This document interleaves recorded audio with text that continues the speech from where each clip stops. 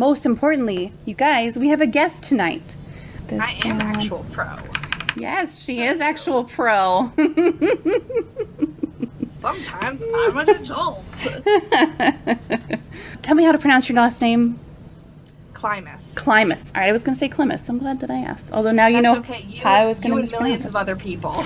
My last name is pretty difficult to pronounce also. So Elizabeth is a marriage and family therapist. She lives and works in Massachusetts. She has a BA in psychology and an MA in marriage and family therapy. She's been doing in-home therapy through nonprofit agencies for the past 7 years. And her work is primarily with children between 3 and 21 who are experiencing a wide range of mental illnesses. She also received training in, and this is something that I did not even know existed, so I'm really excited to hear about it. She received training in trauma-focused cognitive behavioral therapy. Oh, she's a little quiet. Okay, hang on. All right, let's see how that is. Hello. Okay, that's good. Is that better? Yes, she says yes, please yell.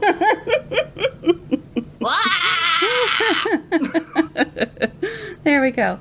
I didn't even know that trauma-focused cognitive behavioral therapy was a thing, so I'm interested to learn more about that today with you guys. Yeah. And works to help her clients and their families process their trauma in a safe and healthy way. She's also a gamer. Yay! Hello! Who got started early with board games and discovered a whole new genre of gaming in college. First joining Dungeons and Dragons Club and then getting into video games. She loves all things nerdy, works to bring these passions into her work as a clinician. Oh, don't hit buttons, cat. I swear. Using video games, Dungeons and Dragons, board games to teach social skills, communication skills, and practice managing emotions. This cat, I swear. I love that cat. By the way. Okay, good. Yes, Tyrion is here to help. Absolutely here to help. So y'all, we do have a queue open as well. If you have a question for our guest today, just type exclamation point Q and then follow it with your question, like the letter Q. And follow it with your question. That'll put it into a question queue and we'll get to it after. We do have some questions lined up to begin with, but I am super excited to have an actual pro here with us. And I even did a little there. Normally I have to do this one. Normally I have to do my not a pro command. Am a pro, yeah. That's my work wife. Is my work wife here? Mrs. J.M. McCarthy? Does that name mean something to you? Hi, my darling. That's my wife. We share an office. Oh, I love it. Okay, you are going to have to get down, little mister. Okay, he'll probably be right back up here. But that's okay. All right, so we're going to open up with perhaps the most important question of all. Why don't all dresses have pockets? I actually know the answer to that. Oh, let's hear it. So, back in the day, like super old-timey times, women's dresses did not actually have pockets. They just had like a slit on either side, and you wore your pockets underneath with all your layers of petticoats and all that jazz.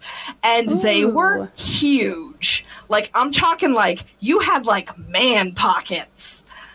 And then dresses got to be less full and fluffy and voluminous. So they you had to keep those slim, gorgeous lines, and pockets full of stuff ruined that. So then they decided that women didn't get pockets. Instead, they had handbags. Well, now they make tons of money on handbags and they don't want women having pockets. Am I allowed to make a small plug for a company that I love? Yes, absolutely. Go for it. So E-Shakti is an Indian company that does really great dresses. They have like hundreds and thousands of billions of dresses, and every single one of them has pockets, and I love them.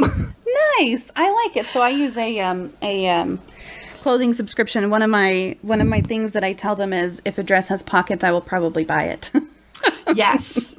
I just used Stitch Fix for the first time, and they sent me this really cute dress. And they were like, we're sorry, it doesn't have pockets. I was like, well, I'm not spending $40 on it then. Okay, bye. Yep, exactly.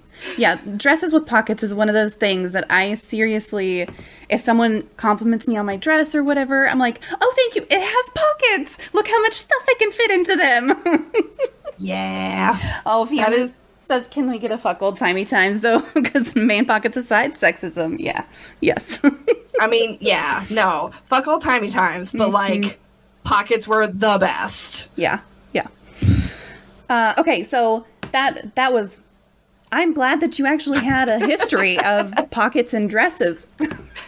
Because that is really interesting. I didn't realize there was an actual reason. Kitty. Yeah, I mean, I may not be 100% accurate, but like the gist is there. Yeah.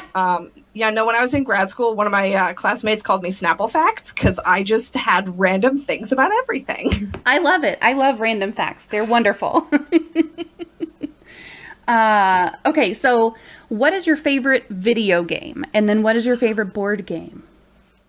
So my favorite video game right now has to be Stardew Valley. Oh, I just love it. It's so good. It's so relaxing and chill. And I just like, I go and I fish for like a whole forever. And I pet my cows and my chickens and I make millions of dollars on mayonnaise. It's just so good. Oh, I love it. I love it. Stardew is great. Yeah. There's a dress with pockets D&D item. Okay. Yeah, I found that on Pinterest, and I have saved it to one of my boards for just in cases. Oh my gosh, I love it. Stardew is great. Yeah. I haven't played it, but I've watched people play it, and it seems really interesting. It's so good. It's very relaxing. Like, I accidentally stayed up till 3 a.m. playing it once because it was just so chill and it was snowing and I figured I probably wouldn't have work the next day and it turns out I didn't, which was really good because I stayed up till 3 in the morning. Started. Yeah. Oh, that's good. So what's your favorite board game? You mentioned D&D and board games and video games. So what would be your favorite board game? So my favorite board game, and I actually had to talk to my boyfriend about this last night because I was like, I mean, I know my favorite video game, but what's my favorite board game? And he was like, what about Maple Circus? I don't know if you have played Maple Circus. It's so fun. You have little meeples and you have little cards that like tell you what you're supposed to do with your meeples. And then you build a little circus out of them. You like stack them on things, and like if the certain colors are off the ground, you get points. And if there are certain colors on the ground, you get points. And then there's a little app that plays circus music for you to listen to while you build your thing instead of just having like an egg timer. It's like, here's your circus music, build your thing. And then, like, there are various tasks. Like, there's one where you have to, as you're building your thing, every time you place a figure, you have to go, ta-da! And then, like, do the next thing. Or, like, you have to, every time you place something, you have to, like, clap and place, and clap and place, and clap and place. And then you get points off if you didn't do the thing. Oh, no. The right way. It's so fun, and it's a great exercise in frustration tolerance. It's one of those things. Sounds I really like like to build games like that into my therapy stuff. If you're familiar with like Pandemic, Forbidden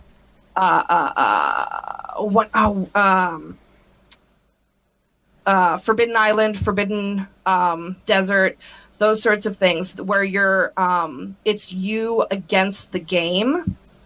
There's actually a really great kid version that my sister-in-law told me about. It's called Hoot Owl Hoot, and it's Candyland style where you pull a card and you get a colored card or you get a sun, and you're trying to get all the little baby owls home before the sun comes up. Kids don't need to know how to count. They just need to be able to move the little owl to the next available space of that color. And it really helps to like teach, hey, there's not always just one winner. And Yeah. sometimes you don't always win, and it's okay to lose because we're all losing together.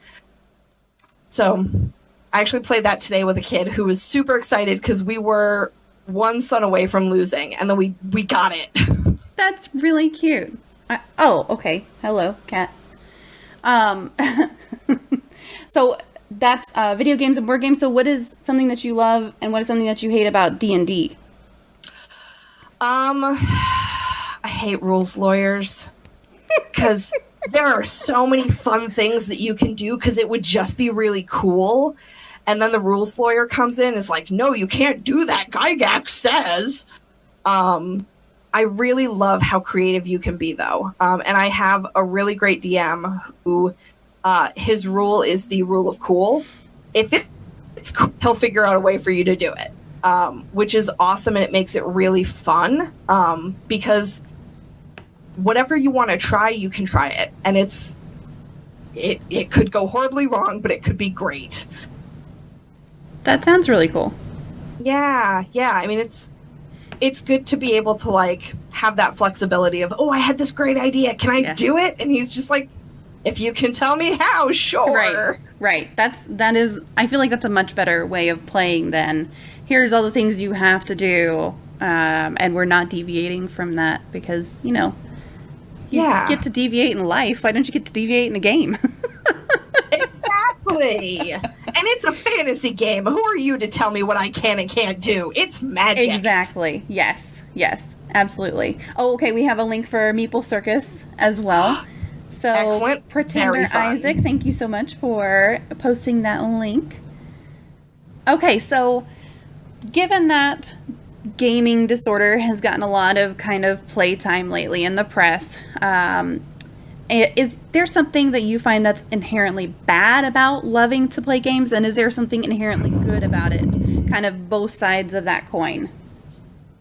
I don't think that there's anything inherently bad about it. I think that yes, it can become an addiction just like anything else. I mean, when we talk about addiction, we're not just talking drugs. We're not just talking alcohol. You can be addicted to food. You can be addicted to sex. You can be addicted to anything that you can enjoy, you can be addicted to. If your enjoyment of something like video games has gotten to a point where it's actively disrupting your life, then it's a problem. So like if you're drinking on the weekends, okay, whatever, you're an adult, you can make that choice. Once you start drinking during the week to the point where you're like hungover at work the next day, or still drunk at work the next day, or you're getting DUIs or whatever it is, then it becomes like, then the drinking of alcohol is a problem. Same thing with video games. It's awesome to play video games. It's fun. If you're getting to a point where you're like, you're sitting and playing and you will not get up to go to the bathroom, you would rather soil yourself than get up to go to the bathroom, that's a problem. If you are stealing people's phones, if you're stealing technology in order to get your fix, that's a problem. And so we really have to look at it more from when does it become a disruption to your life versus when is it just a fun thing that you're really enthusiastic about? Because I played Stardew Valley till 3 a.m. and you know what? It was fine because that's not my everyday life. There are definitely times where I'm going to spend too much time playing video games. And at the same time, it's not disrupting my life. It's not causing me active harm. Right. And I think there are so many great ways that we can use video games. I mean, in order to play a lot of, MMOs or like, I've had kids who are really into Minecraft. Great. That's fun. And it's a creative outlet for them. And they'll go on and they'll play for hours. But they're also playing with their friends who are at their houses playing. Yeah. So it's still, you're not playing, like, you're not getting face-to-face time, but you're still having that social interaction. Kids playing Fortnite, you have to communicate with your team to win. So you've got people who are, building these great relationships with strangers. Or, you're working on your communication skills. you're practicing those skills without realizing that it's like therapeutic. It's like sneaky therapy. And I think sneaky therapy. Oh, I like that. I love sneaky therapy. I love like taking kids for a drive and then just like talking to them and like, cause you're not looking at them, you're looking at the road, and then they just start like word vomiting and you're like, oh really? We should talk more about that with your parents. But like getting kids like use the things that they're interested in to develop their skills is awesome. And I think the best way to do that is for parents to get involved, because I just saw something recently. Someone was talking about like back in the 50s, dad would go play catch with his son. Well, now dad doesn't go play Fortnite with his son. Dad's like, oh, you're on the video game console too much. You play too much video games. And it's like, why don't you just watch? You can watch, you can join in. There are so many games that are very family friendly and that need even like in-person communicate. Have you ever played Overcooked? I have not, but I have heard that it's an interesting. There's a lot of yelling involved. Yes, yeah. and the more people aren't paying attention to each other, the more yelling happens. But if you have good communication with someone, you're golden. Yeah. And that's something like my boyfriend and I love to play that and Lovers in a Dangerous Space Time, because it's all about like, yes, you're playing a video game and it's super fun, but you're also communicating. You have to be able to create a plan and go, okay, you're going to do this job. I'm going to do this job. Wait, we're doing bad job. Okay, you go take care of the shields. I'm going to go do this. And like, you have to talk to each other to be successful. Yeah. Okay, we do have a couple of questions from chat. So Fee asks, can you get addicted to not dealing with your anxiety? I don't know that I would call it addicted to it. That would be avoidant behavior. And I think that we can get really set in our ways. I have anxiety myself. I spent a lot of time today not thinking about this. It was great. But we can get stuck in a pattern of avoiding, and that can be detrimental to our own well-being. I had to admit to myself that like, hey, guess what? You got a fucking problem. Things are not great. You just had a breakdown because your boyfriend's friend came to visit and say, hey, right after you moved in and boyfriend wasn't here. That's not a reason to have a meltdown. And yet there I was. And I had to go, you know what? That's not normal. That's not healthy. I need to do something about that. And it's coming to terms what's healthy for you and what's not. And we get very stuck in our patterns, even when they're unhealthy. I think that's a really good way to put it. Okay, we have a couple of non-related questions, which I will get to, but I want to get to this one that is related first. So are there persons who are more likely to become addicted to gaming? Hey, Chucky, by the way. So you know what? I don't know. And I think that there's not a lot of research. And that kind of sucks because in general, there's not enough research when it comes to psychology as a, when we talk about the various forms of evidence-based practice, like you can list them off on one hand and not use all your fingers. And that's a problem because we just don't have the research. Cancer, yeah. People are throwing money at cancer and going, research it, find the cure, we're going to do this. When you have depression, people go, oh, have you tried being happier? Oh, God, you should exercise. You know what would work? Go outside. You don't get outside enough. Yes. Feel happier and you'll be fine. But we don't look at it and go, wow, people are killing themselves because they don't feel good. They feel so bad and so worthless that they would rather be dead. And rather than going, we should probably research this more and figure out why it's happening and what we can do to help, they go, man, that's sad. Yeah, that's sad.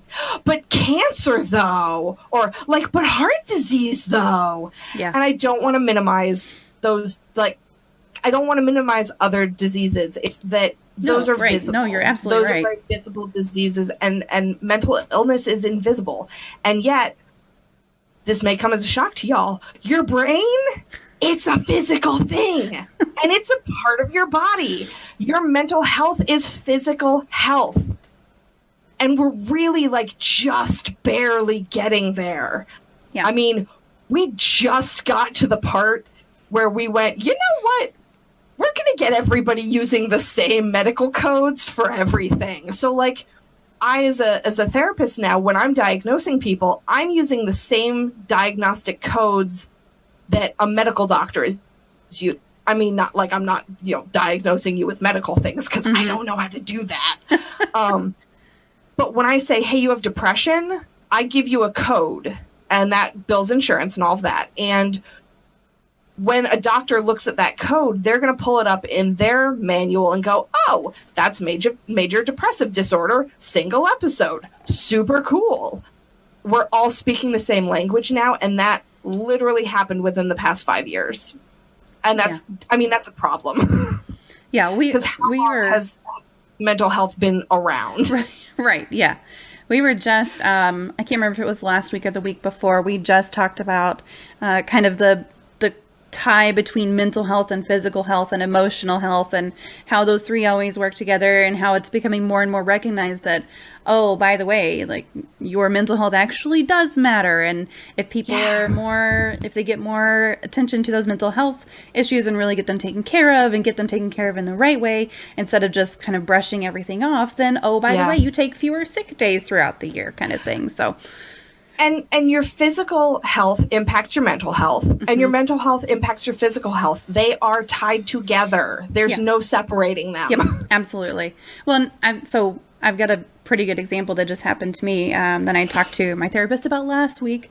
And I said, I was really upset before I went to bed, and I decided I was going to just I got really upset about something. I went upstairs, laid down in my bed, and I was just like, I'm just going to read until I'm tired enough to go to sleep. I told her, I said, I woke up the next morning just feeling like complete crap. Like, my stomach was hurting, and I was still really tired, even though I slept for an abnormally long amount of time.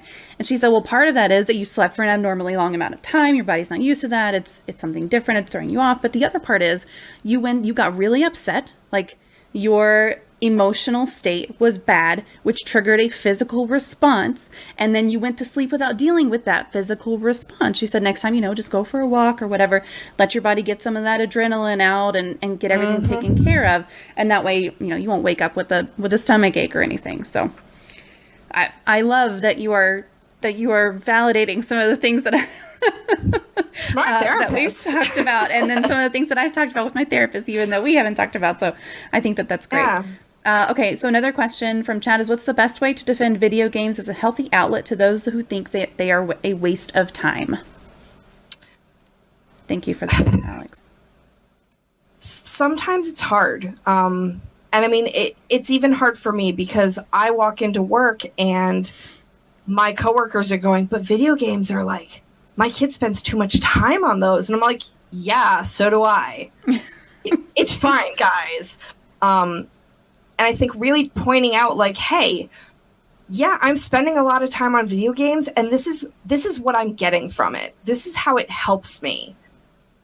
And if people aren't willing to accept that, then that's a them problem, not a you problem. I like that. I mean, there's only so much that you can do when you disagree with someone, or when someone disagrees with you. There comes a point where if they're kind of being a jerk about it, you may have to go, you know what? Stop. We're not going to talk about this anymore, because I enjoy video games and they make me feel good, and I don't like that you're making me feel bad about it. Yeah, I like that too.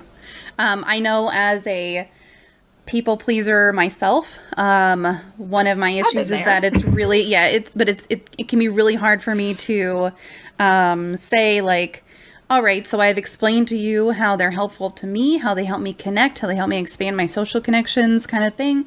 How they're a little bit of like avoiding the real world kind of thing sometimes. I get that, but so's reading. Oh, exactly. Yeah. Right. And so why do you think I read fantasy novels? Yeah, I know.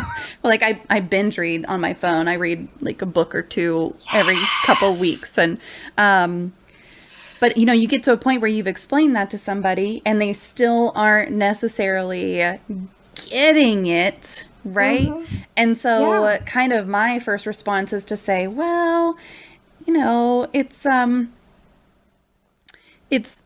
that point, I just kind of stopped talking about it. You know, I'm like, this is something that I just can't talk to you about. So it's nice to hear you say that that becomes a them problem and not a me problem. I can see that being a little bit difficult in practice for me specifically. That's okay. But that's something that I can work on within myself. So, well, and here's the thing. This is very deep secret in the therapist community. We give great advice. We don't take our great advice.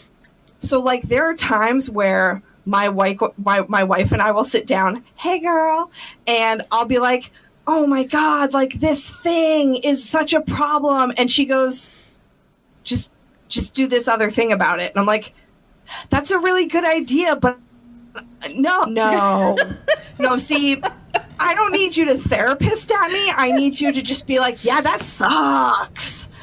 And so like we can call each other out on that. And it's a very therapist-y thing that we'll sit down and go, oh, well, I know exactly what you can do about that. Here's a solution. And we go, yeah, no, I told my client that solution last week and no, I'm not going to do that.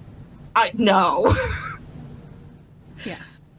And I think, I'm sure that is not limited to therapists at all, because even whenever somebody asks me for advice, or, you know, if I give them advice, not in a therapist situation, because again, not a professional over here. You can see the little tag up there.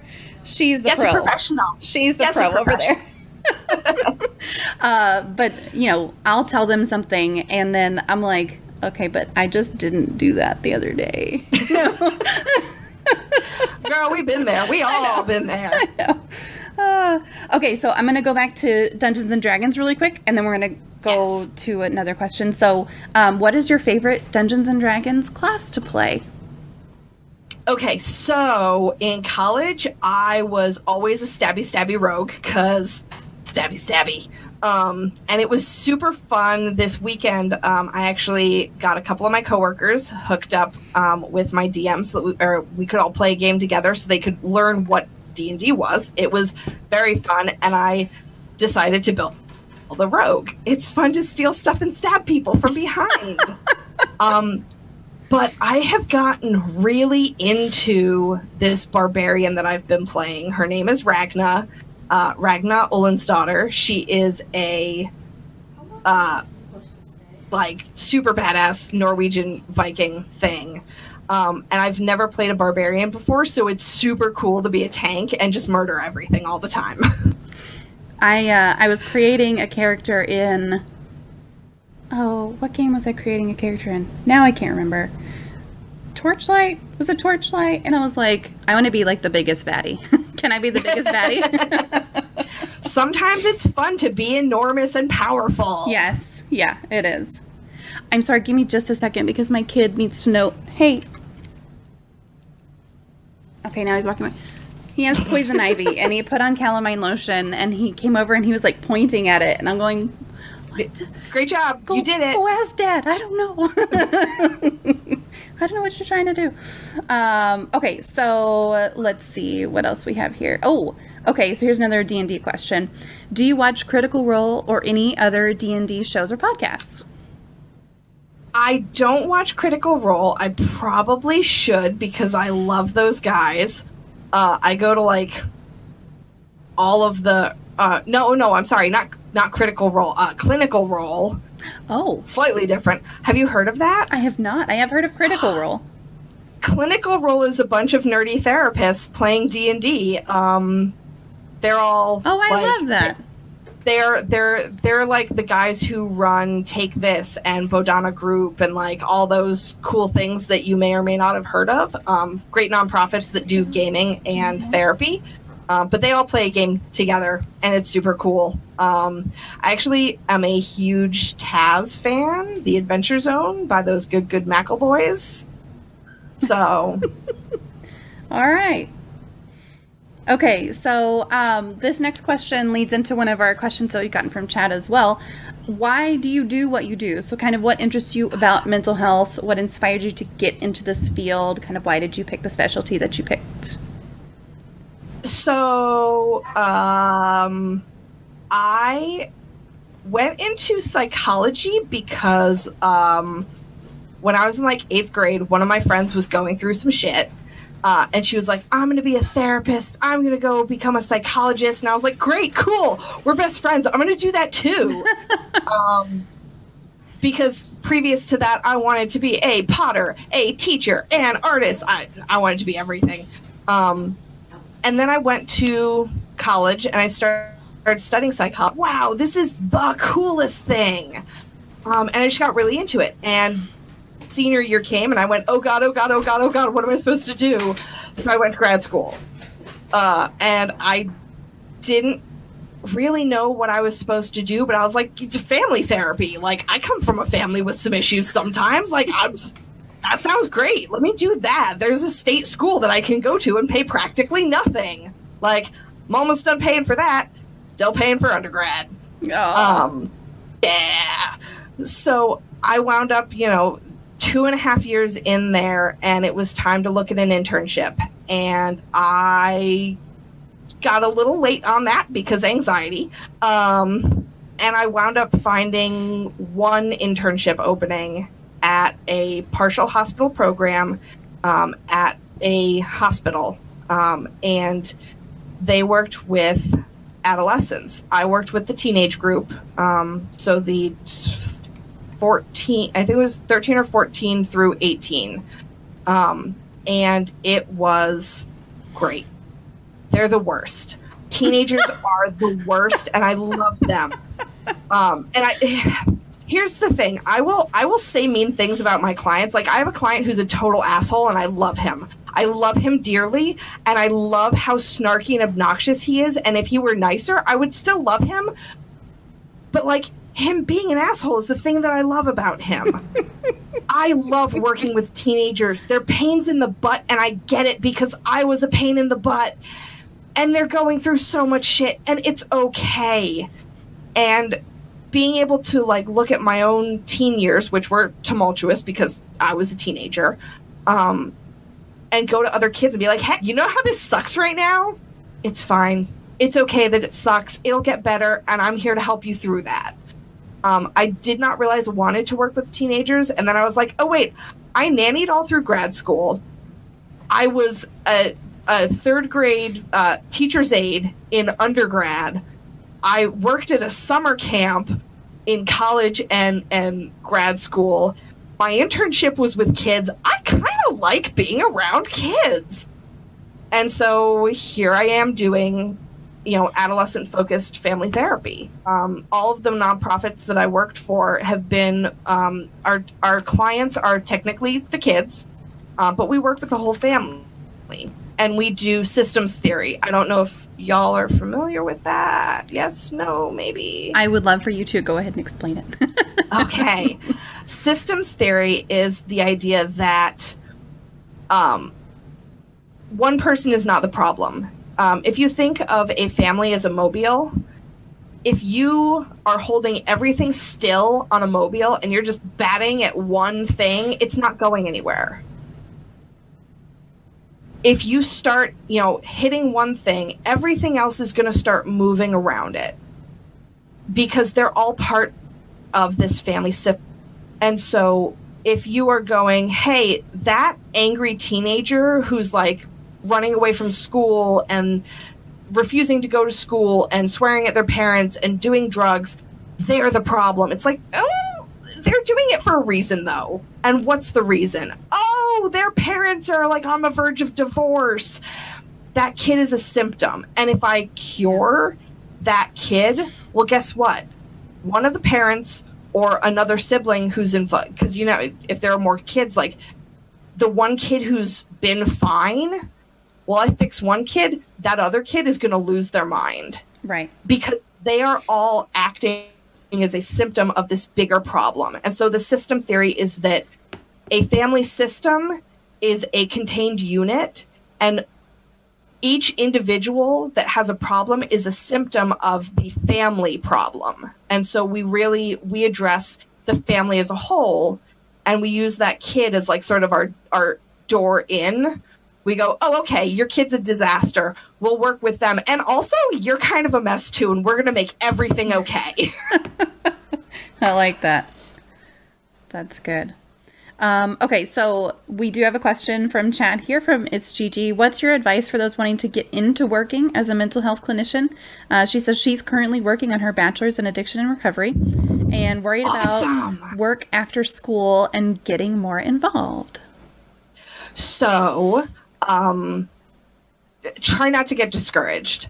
I'm super excited that you're working on your bachelor's. Great job. Keep at it. Don't be afraid to get your own help. It's hard for us to admit as therapists that like, oh, we could probably use a little therapy too. And so don't be afraid to, ask for help when you need it, but also just talk to anybody that's out there. Find out where there are people doing recovery. And, get as much information as you can. Figure out what you want to do with it, and just like go for it. Do not get discouraged if you don't get the first job you apply for. I literally applied for 50 jobs when I first finished grad school. I got hired for 1. I got out of 50 places, I interviewed for 2, and I got 1 job offer. I had a spreadsheet and everything, so I kept very good track of just how many I applied to. It was exhausting, and it was really frustrating. And it's okay that happens. Don't get discouraged. Everyone has their own stuff that they're going to have to, get through to get that great job. But just follow your passion. Just keep doing it. And if you don't know what to do next, don't be afraid to ask your professors. Don't be afraid to ask your what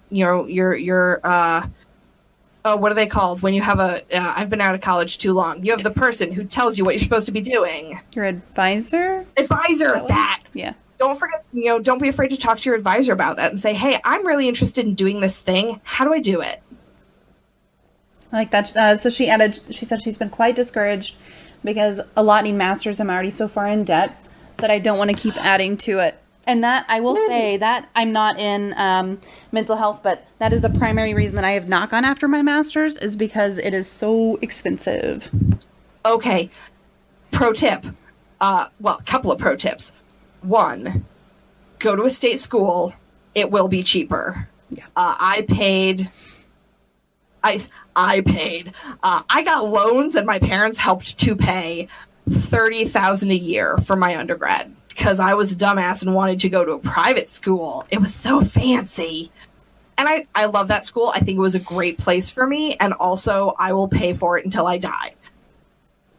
The other thing, not just a state school, but if you go into a nonprofit, there are actually loan forgiveness programs. So if you do income-based repayment, you pay based on your income. So like when I first started working, they were like, hey, cool, you owe us $600. And I was like, that's my rent. Oh God, I haven't gotten paid yet. And that's my rent.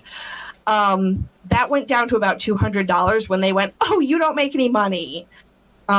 Which was much more reasonable and affordable. The other piece is that I'm working on, I have worked now 7 years in nonprofit, and each of those years, had I been doing this from the beginning, counts as time towards loan forgiveness. So after 10 years of working in a nonprofit, I can get my loans forgiven. Not all of them, but most of them. There are a couple of things. I don't remember which kind. It like one of the loans, like private loans, don't get forgiven, but a lot of the government loans can get forgiven through that. That's great. And so if you're able to work in a nonprofit setting, or like research that stuff before you get that debt, and some places will pay for you to go to school. So like, oh, I like that. get that money. Yeah. Get a bachelor's position, and then be like, hey, so would you pay me to get my master's degree? Because that'd be great. That would be awesome. Okay. So another question from chat. This is from Faye. She says, do you have any recommendations for someone with anxiety who's trying to normalize talking about their mental health with people around them, like daily how are yous and such, and especially when talking to the older generation? It takes so much energy for me to smile and brush off questions like that with an, oh, I'm fine, things are fine, when it's not true. But I don't want to get into why things are tough because that takes even more energy. She said, sorry, that was long. It's okay. No, that's fine. It's a good question. And I mean, it's something I personally understand. There are definitely times where I'll go and be like, yeah, no, I'm great. Everything is fine. My supervisor comes to check in with me like, hey, how's it going? I'm like, I'm still here. I'm still here. We're good. It's great. It's not great. I'm falling apart, but I'm still here, and that's okay. And so I think having people that it's safe for you to talk to, like my work wife and I will close the door and I'll look at her and be like, shit went down. And she's like, okay, cool. Let's talk about it. And I have that person that I can dump things on, and it's reciprocal. I dump on her, she dumps on me, and we're all dumped all over everything. I can also talk to some of my friends and go, I'm not okay. And actually, I did this the other day. I have a group chat with a couple of my girlfriends, and I was like, I'm not okay. This is what's not okay, and I don't want to talk about it. And they were like, okay, that's fine. Being able to work on being that honest, and that was the first time that I'd done that with them, because I was still working on being that vulnerable, because it's being very vulnerable. But being able to like find one or two people that you can go, I'm going to try being vulnerable with you and see if I can trust you with that. And just give it a little taste and say, I'm not okay and I don't want to talk about it. The older generation, it's hard because a lot of them don't get it. They're like, well, why don't you just stop being scared? And it's like, well, I'd love to, but my serotonin doesn't want to. I actually have serotonin shoes. They're shoes that are watercolory, and they have serotonin molecules on them. And so I joke that, like, I don't have it in my brain, but I wear it on my feet. I love it. But, like, a lot of older generations, they don't get it. And that's okay. They don't have to. And sometimes you are going to have to just grin and bear it. And that sucks. It really does. It's not a good feeling for, grandma to come up to you and go, oh, honey, how are you? And you go, I'm great. It's fine. And grandma go, are you sure? And you go, yeah, I'm going to go get a snack. Sometimes it's going to be rough, and you have to sort of take it a minute at a time. If you can get through this minute of checking in with grandma and going, hi, grandma, I'm fine. How are you? How was your surgery? How are things going? Like, flip it around. People love talking about themselves. Hi. So if you can get them talking about how they're doing, it'll be great. It'll take that off of you, and you go, oh, I'm okay. How are you? How are you doing? A little bit of deflecting. I wouldn't encourage doing it all the time. But sometimes you just don't have enough spoons for that shit.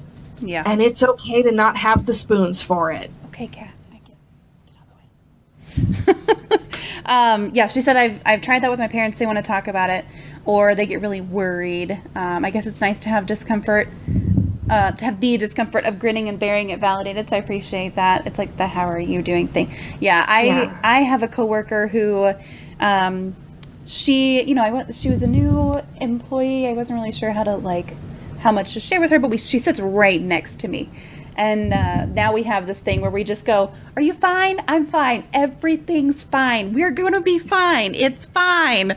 And just like everything is fine. And that's kind of the signal of, yeah, everything's not fine, but we're like buckling down and dealing with it, and we can talk about it later. So... Yeah, I mean, my office mate, my work wife, and I, we have a couple of catchphrases. It could be worse. And we say it very, very tongue in cheek of like, oh, well, it could be worse. Yeah. I mean, I know it's garbage right now, but I mean, it could be garbage on fire.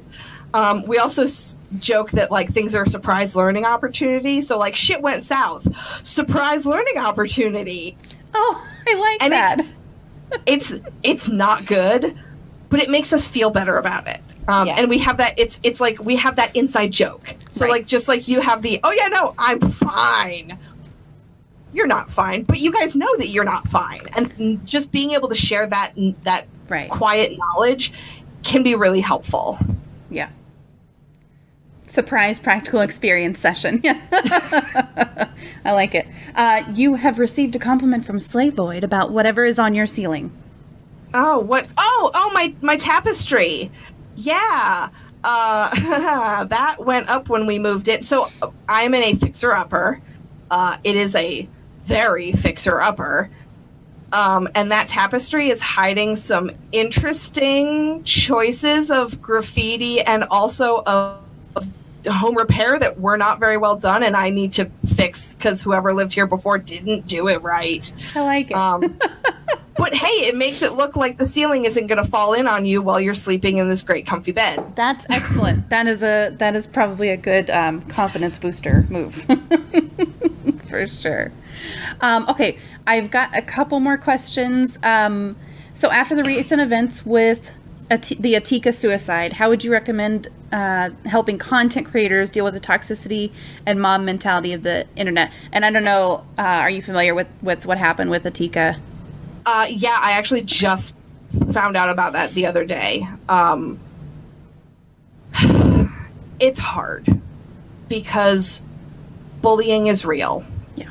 And internet bullying is real, and people say really hurtful things. People say really scary things. And with the amount of doxing that happens these days, like, yeah, it doesn't feel good for someone to go, I'm gonna fucking kill you. I'm gonna find you and I'm gonna kill you, because they might. Yeah. And so being able to have a group of people that you can talk to, whether they are internet people or IRL people, if you have people that you can go, hey, so this thing happened and I don't feel good, I don't feel safe, or like, I feel like garbage and I kind of want to kill myself right now. If you go on the internet and you go, hey, I feel like garbage and I want to kill myself, if you're on Twitter, I guarantee you're going to find 300 people going, do it, you should die. Well, guess what? They're fucking wrong. Yeah. And their opinion doesn't matter. There are people out there who care about you, and it doesn't matter who they are. It really doesn't. If I lose all of my friends, well, guess what? I have a dog, and she loves me. And if I'm not there, who's going to take care of her?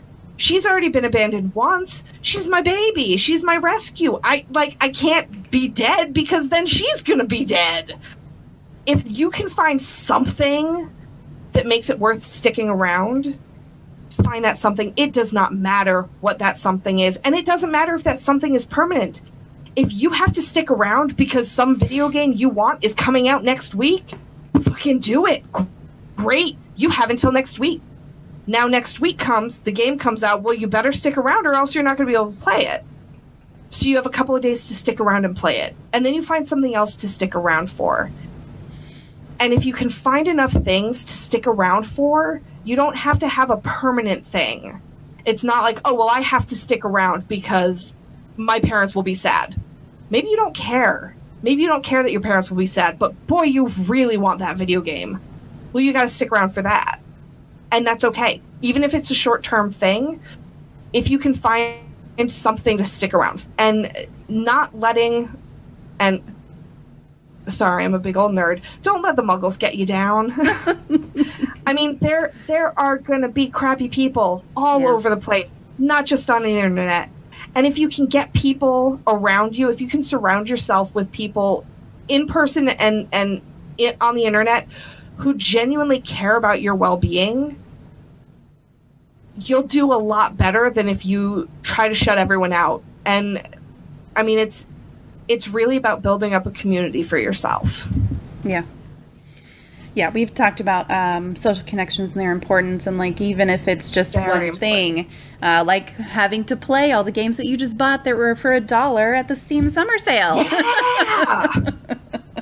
And then also, I mean, that kind of reminded me of something that you said just a minute ago that I wanted to comment on, but the 1 minute at a time. So with AA and with Al-Anon, if anybody's familiar with either of those two programs, that's something they're really big on, 1 day at a time. Like if they talk about it in the terms of sobriety, but it can be talked about with a lot of things. If you can get through the next day, that's great. If you can't get through the next day, just focus on getting through the next hour. If you can't get through the next hour, get through the next 60 seconds. You know, it's one of those.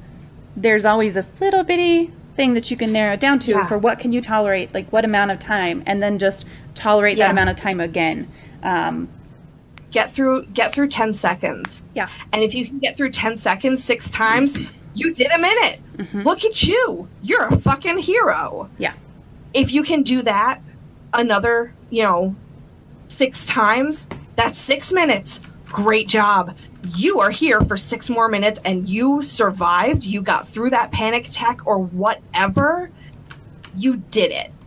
And it's really about breaking things down into manageable chunks. Yeah, I really like that quite a bit. Okay, so Fee has another question kind of related to her last question about communicating. She said her partner is very unaccustomed to examining and sharing his feelings, so sometimes she feels like she can't share hers with him. Makes her feel more connected with him when we both talk about things, even if they're negative. He's also responded affirmatively when she's asked if he also wants for us to get better at communicating together, but it still feels like pulling teeth or like she's the only one initiating.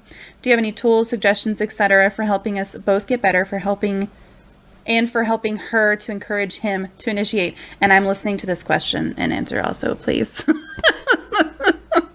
Homegirl, I'm not laughing at you. I am laughing at your question because I feel that. I have been in that relationship, and I didn't know what to do. I didn't know the answer. One of the things that actually my sister told me was a conversation topic. Just talk. You don't necessarily have to start with the feelings. Just talk about stuff.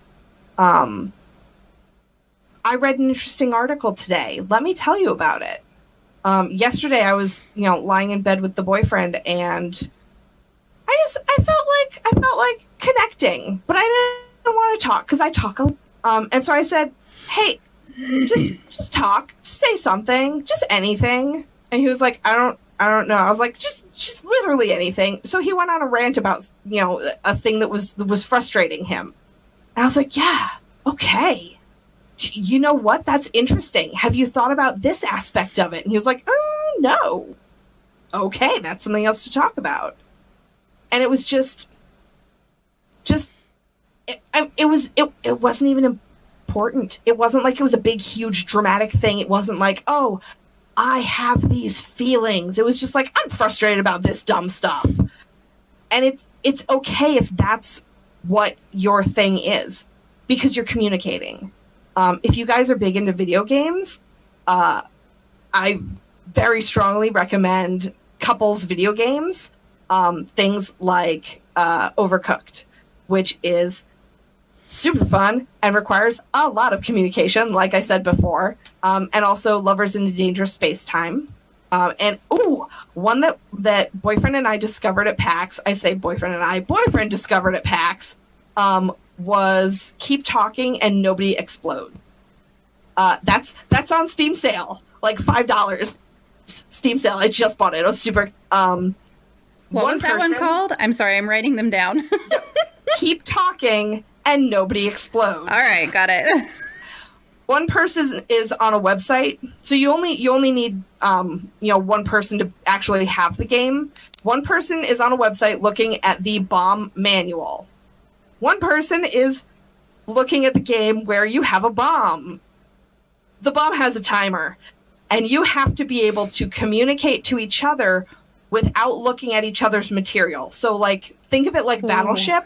But instead of trying to find out where their ships are, you're trying to go, okay, it's got 3 buttons, and like one is red, one is blue, and one is green. And he goes, oh, okay, does it have wires down here? If there's a white one in spot number 3, let me know. And you go, oh, okay, yeah, there's a white one there. Okay, great. Now you're going to cut the wire number 4.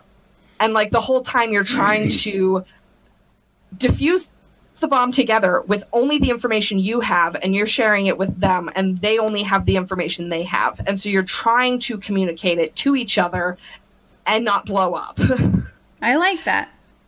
It was super fun, good. And I was really proud. Boyfriend and I are very good at these games. We're very good at the communication games. And he found Lovers in a Dangerous Space-Time, and was like, so I keep reading things on Reddit about how this either solidifies or ruins relationships.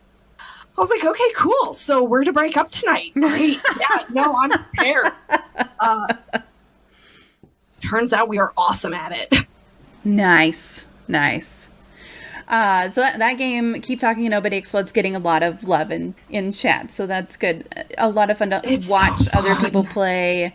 It's Gigi says that, oh yeah, I know this game, super communicative.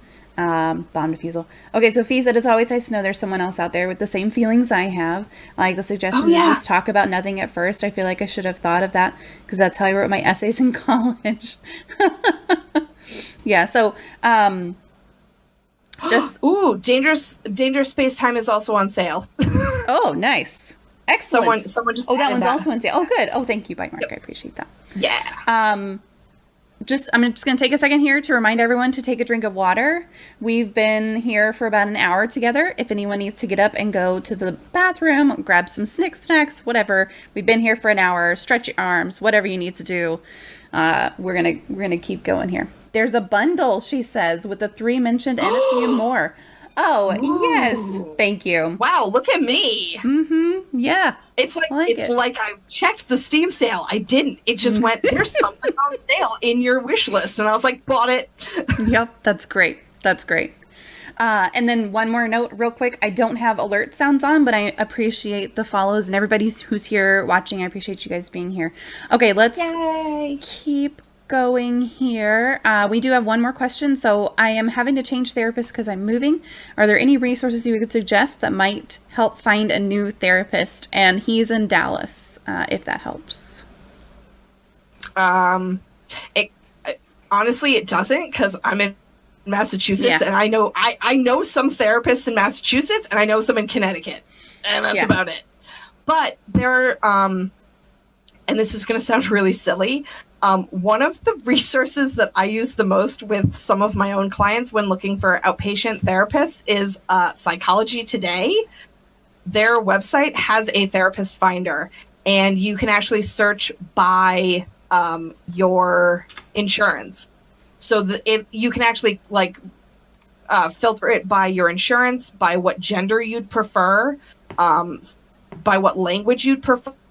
So like if you are a Spanish speaker and you feel like you can just express yourself better in Spanish than English, get a Spanish speaking therapist. You can filter that down and then just call people and see who has openings. And don't be afraid to fire your therapist. So like if you go to a session and you're like, you know what, we don't really click and I don't really like you, that's okay. Not every therapist is going to be a good fit for everyone, and it's totally okay to fire your therapist. And if you're in Dallas and you're moving and finding someone else and they're not a great fit, you might be able to say, you know what, I feel like we're not really a good fit for each other, but I do want to still see a therapist. Can you recommend anyone? And they might be able to give you a referral to someone who they know has a different style than them. I like that. That's good. I did have a therapist that I wound up firing. Part of it was that it was a while ago, and it was one of those, okay, well, insurance is only going to cover this certain number of sessions, and I went to like half of them, and I'm going, okay, we're really not getting along very well, and I feel like I'm not going to waste the sessions that I'm allowed with you. And I'm glad because, and I wound up not going to a therapist right after that, but now I have a new therapist, and she's wonderful, fantastic. Like we click on multiple levels, Good. and she's really easy to talk to. So definitely, if you don't feel like, especially if it's your first time going to therapy, if you don't feel like you're clicking with your therapist, that is a thing that happens, and you can just go Fire to them. a different It's fine. one. Yeah. And speaking personally, we don't take it personally when you fire up. I have been fired so many times, and you know what? It's okay. I usually go back to the office and go, "What up? I got fired today." And they're like, "What? Oh, okay. Well, that's cool." Sometimes I'll come home and I'll tell boyfriend that I got fired, and he's like, "What happened?" I'm like, "Oh, no. I still have a job. It's just my client fired me." Yeah. But yeah, no, it's totally fine. We don't take it personally. I know that my personality is not going to mesh with everyone. My work wife is going out on maternity leave. Yay, we're very excited. Congratulations. Yay! I had nothing to do with it, but I was saying love that to her baby. because she's here. Congratulations! But we were talking, and she's like, I have this family, and I need to find another therapist for them because, you know, they're very particular. Mom is very much this kind of person, and she's like, you are the only person who's going to be a good fit for them. And that's fine, because she knows that no one else in our office is going to be a good match for them. It's not going to be as effective. So she said, I'm going to push for you to be the therapist. I was like, that's fine. That's cool. Whatever. But I also know, like, sometimes I'll get handed a case and they're like, here. And I'm like, oh, no, this is not going to be good. Like, we're not going to get along. This is going to be really bad for both of us. Like, I'm going to do my best. But I feel like maybe this is someone else should work with them because I feel like they need a different kind of person. And unfortunately, I'm not allowed to do that necessarily. But if the family says, hey, we don't like you, can we get someone else? We can do that. Yeah. All right.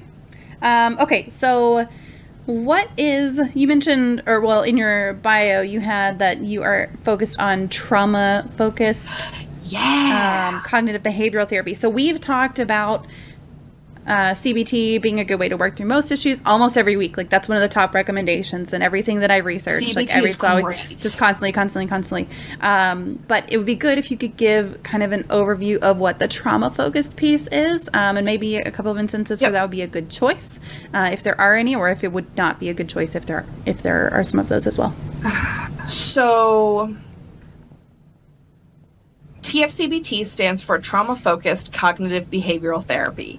It's a mouthful. And I was actually really lucky to get TFCBT trained at my first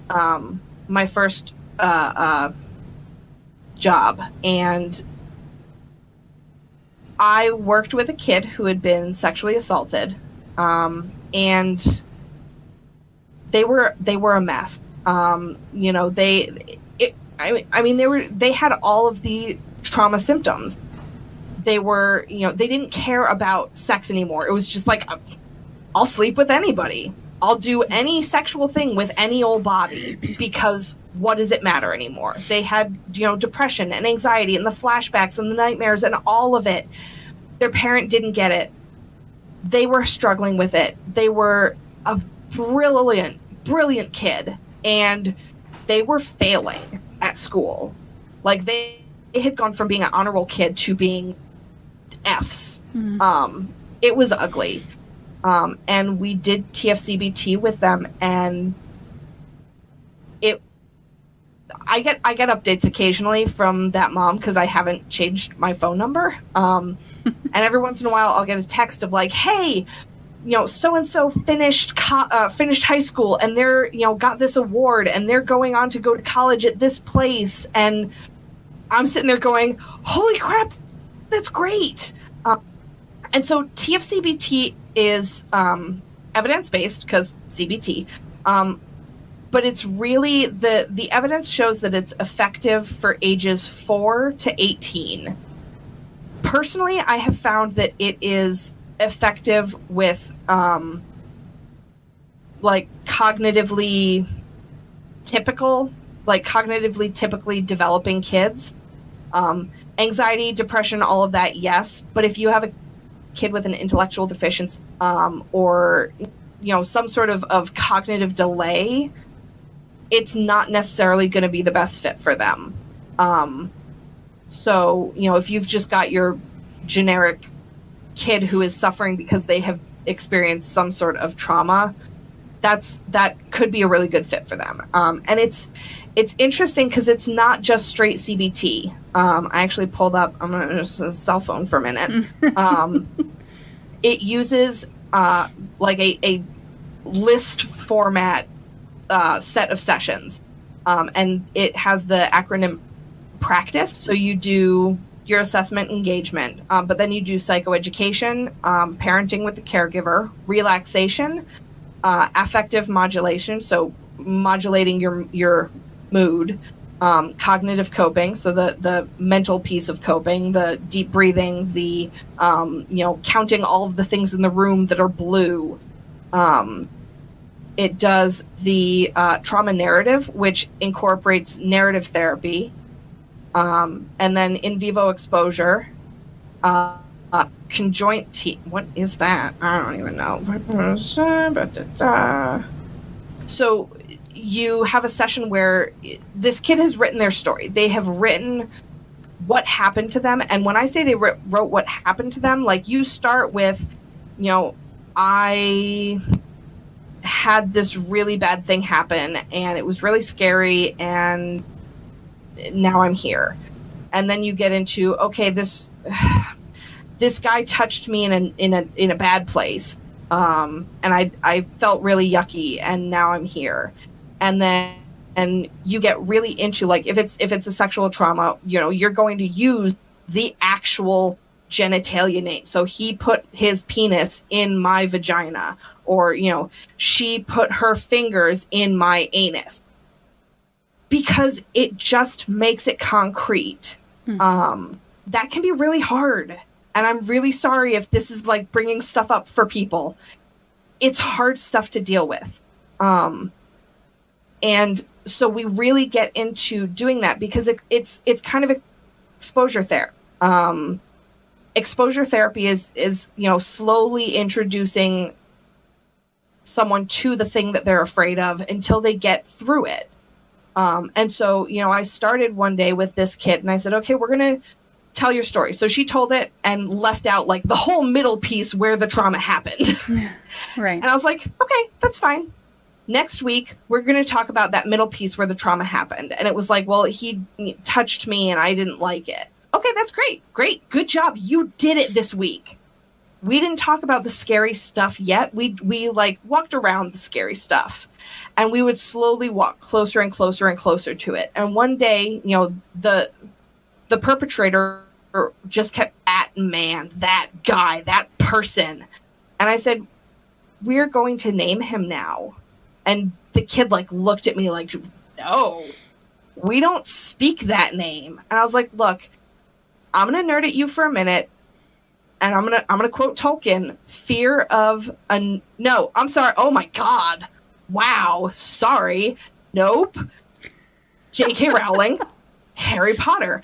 Wrong. Wow. Wrong wizard. Wrong wizard. Oh, I love it.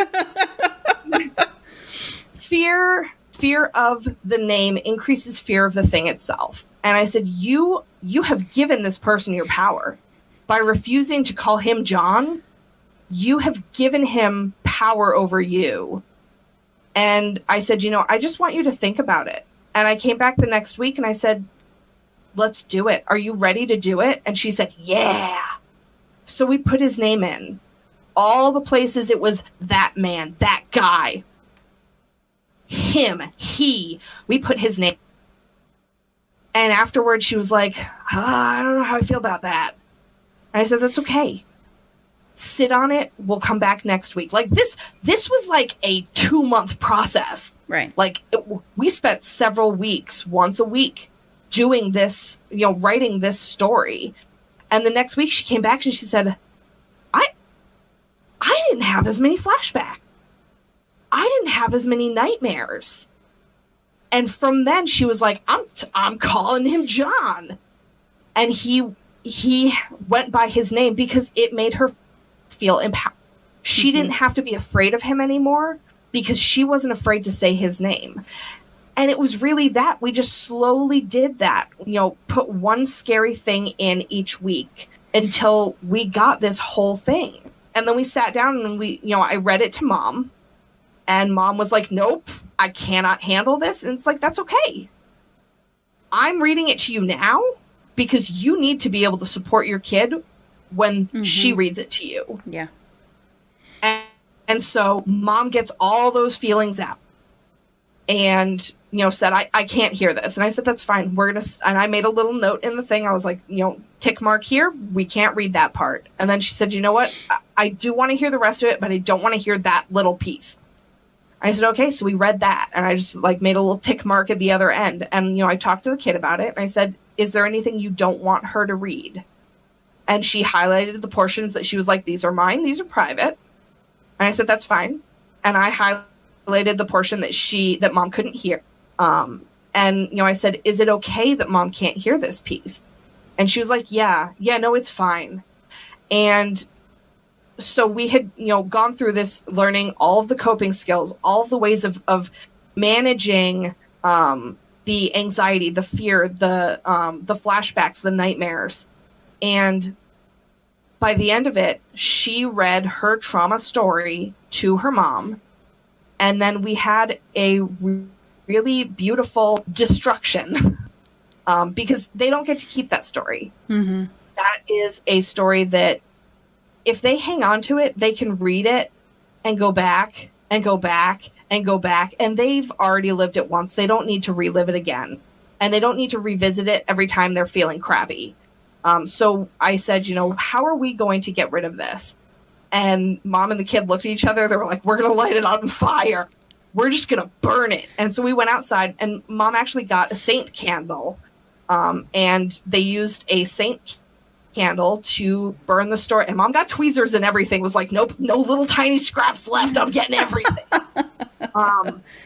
Nothing where your fingers are holding the paper. Yeah, like any little scrap that wasn't burned, like Mom made sure it went.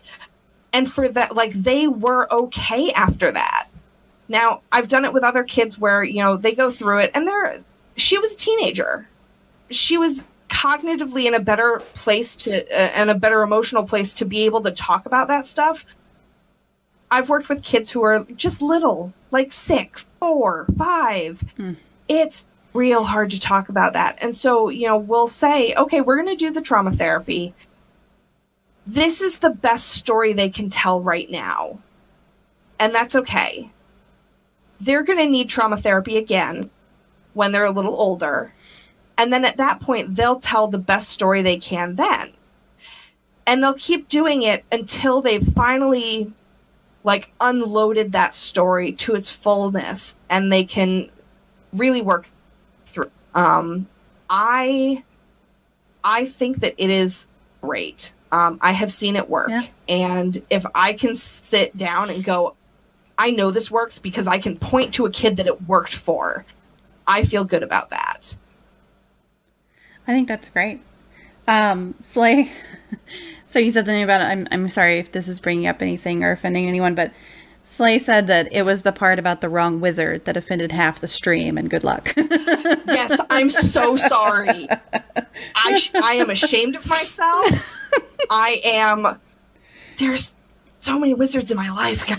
And meanwhile, I'm sitting here, I've got it's not unfurled, but I had the Harry Potter loot crate for 2 years. Oh. I have my Ravenclaw cred all here. Oh, I love it. I swear to God, I really am a nerd. I'm sorry. I love it. I'm so sorry, guys. Well, you started talking about the putting the name to something, and I was like, oh, she's going to talk about Harry Potter. And then you said Tolkien, and I was like, wait, what? No, I just fucked up. Now I'm going to go die. It'll be fine. I was thinking maybe I forgot something. No. No, I did. I had a brain fart. It's fine. No, it's fine. I'm going to go die now. Everybody has that. Bite Mark says, I told my kid that burning things can make it better. She told me I shouldn't set fires. Don't listen to your kid. They're wrong. Okay. Sometimes listen to your kid. I've had kids a lot of kids set fire to the bathroom garbage. Like, I've had 3 clients who their parents are like, there was smoke pouring out of the bathroom because the garbage was on fire. Oh my gosh.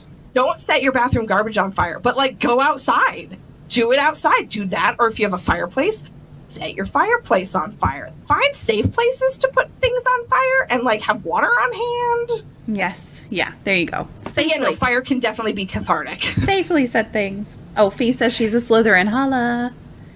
What up? I have friends in every single house, and it makes me feel warm and fuzzy. I like it. Slay says, I really didn't read into either of the 2 series. See, I just offended the whole stream. Oh, I like it. Okay, so, the next thing I was going to ask you is kind of what do you consider a success with a client, but I feel like part of that is what you just described, that piece of helping them let go. Is there anything else that you would consider success with a client to kind of look like at the end of therapy, or because I don't know if therapy ever ends, but sometimes therapy ends. I have had to end therapy, and I have ended it on good notes, and I've ended it on bad notes. Sometimes insurance goes, hey, bye, and they just cut out, and the insurance is gone. And what really sucks is I had to tell a kid once, because they had lost a therapist before, and it was really difficult. I said, you know what? I am never going to leave you surprised because of anything you've done or anything I've done.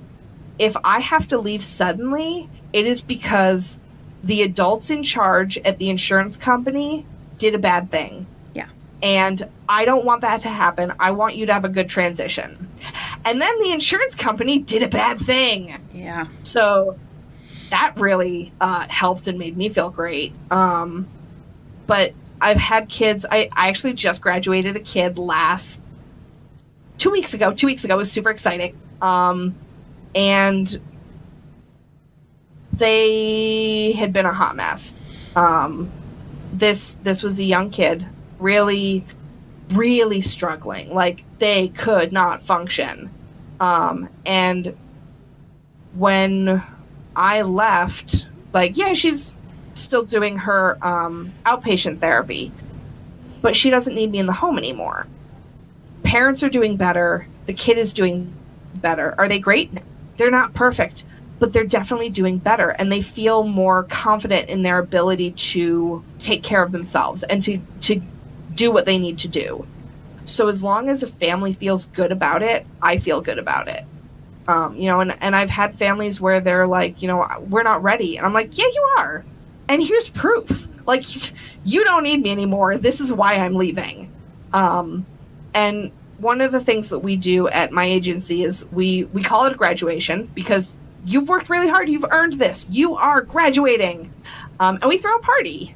So they get little certificates that we print up and we laminate because we're adorable. I had a kid. Let's see, what kind of graduations have I had? I had one family who wanted ice cream sundae.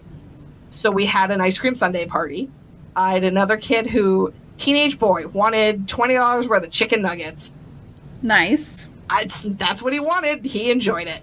I have a 17-year-old who would probably love that. Yeah, $20 worth of chicken nuggets. Yes. Must be a 17-year-old thing. I don't know. I've had kids we did decorating cupcakes. Really, it's, we go to the kid and we're like, hey, what would you want to do to celebrate your graduation? The one that I just had 2 weeks ago, we had ice cream, we made slime, and we painted our nails.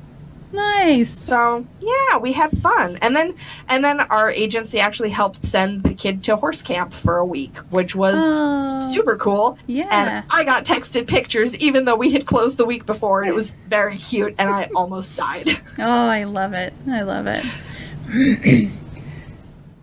Firefighter Dad, Girl Scout from Daisy to Senior, are very safe about setting her fires. Yes. That is excellent. Okay, so yeah, health insurance. I was in tears just a few weeks ago because I got a call from the company that runs my therapist's office is like a group kind of thing, and it's several different therapists. Yeah. And they were like, "Hey, you owe us thousands of dollars for your 2018 sessions because your insurance says they're not covering it." So good. And I'm like, "I'm sorry, what?" I can't do that. No. So I called my insurance and they were like, oh yeah, well, it looks like your provider wasn't actually covered. And I'm going, no. But I spent hours on the phone and I'm still dealing with it. Like last week, my therapist brought up, hey, corporate says I have to ask you about this thing. And I'm like, yeah, I'm still talking to corporate. I'm still talking to the health insurance, but it's down to like $100 now. So I'm going, it's probably as good as it's going to get. Yeah. But for people, especially people who have a difficult time with confrontation, which we've talked about before, like I had to really get on the phone, but up in their face and be like, no, absolutely not. This is not right. What y'all are doing is not right. And I don't know how some people do it, but yes, health insurance is bullshit a lot of the time. So I am kind of blessed because I work in Massachusetts. And I don't know how much y'all know about Obamacare, but we invented it. So was the first place to invent the, like, everyone gets health insurance no matter what. And if you can't afford it, too bad. You just apply and we give it to you. So all of the kids that I have health insurance, and they all have it through the state. We don't actually take any private insurance. We only take the state insurance. And even if you have private insurance, you can get state insurance as a secondary in order to get our services.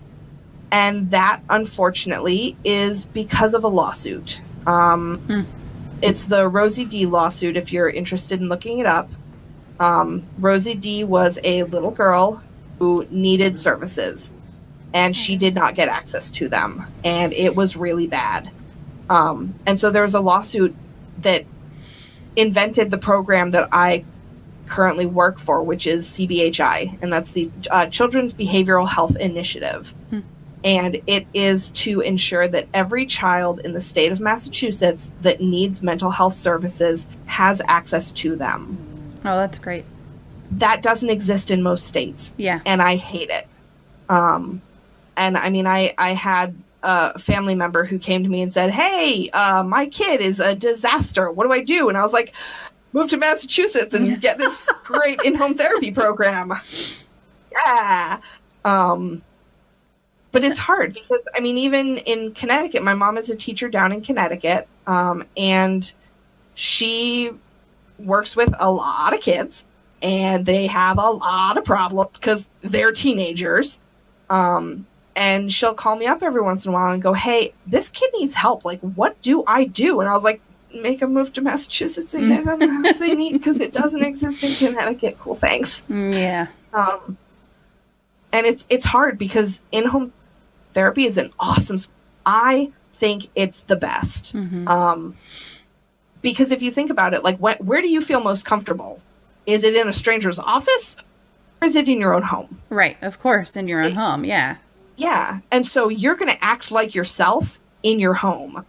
So I come into your home and I see what you act like.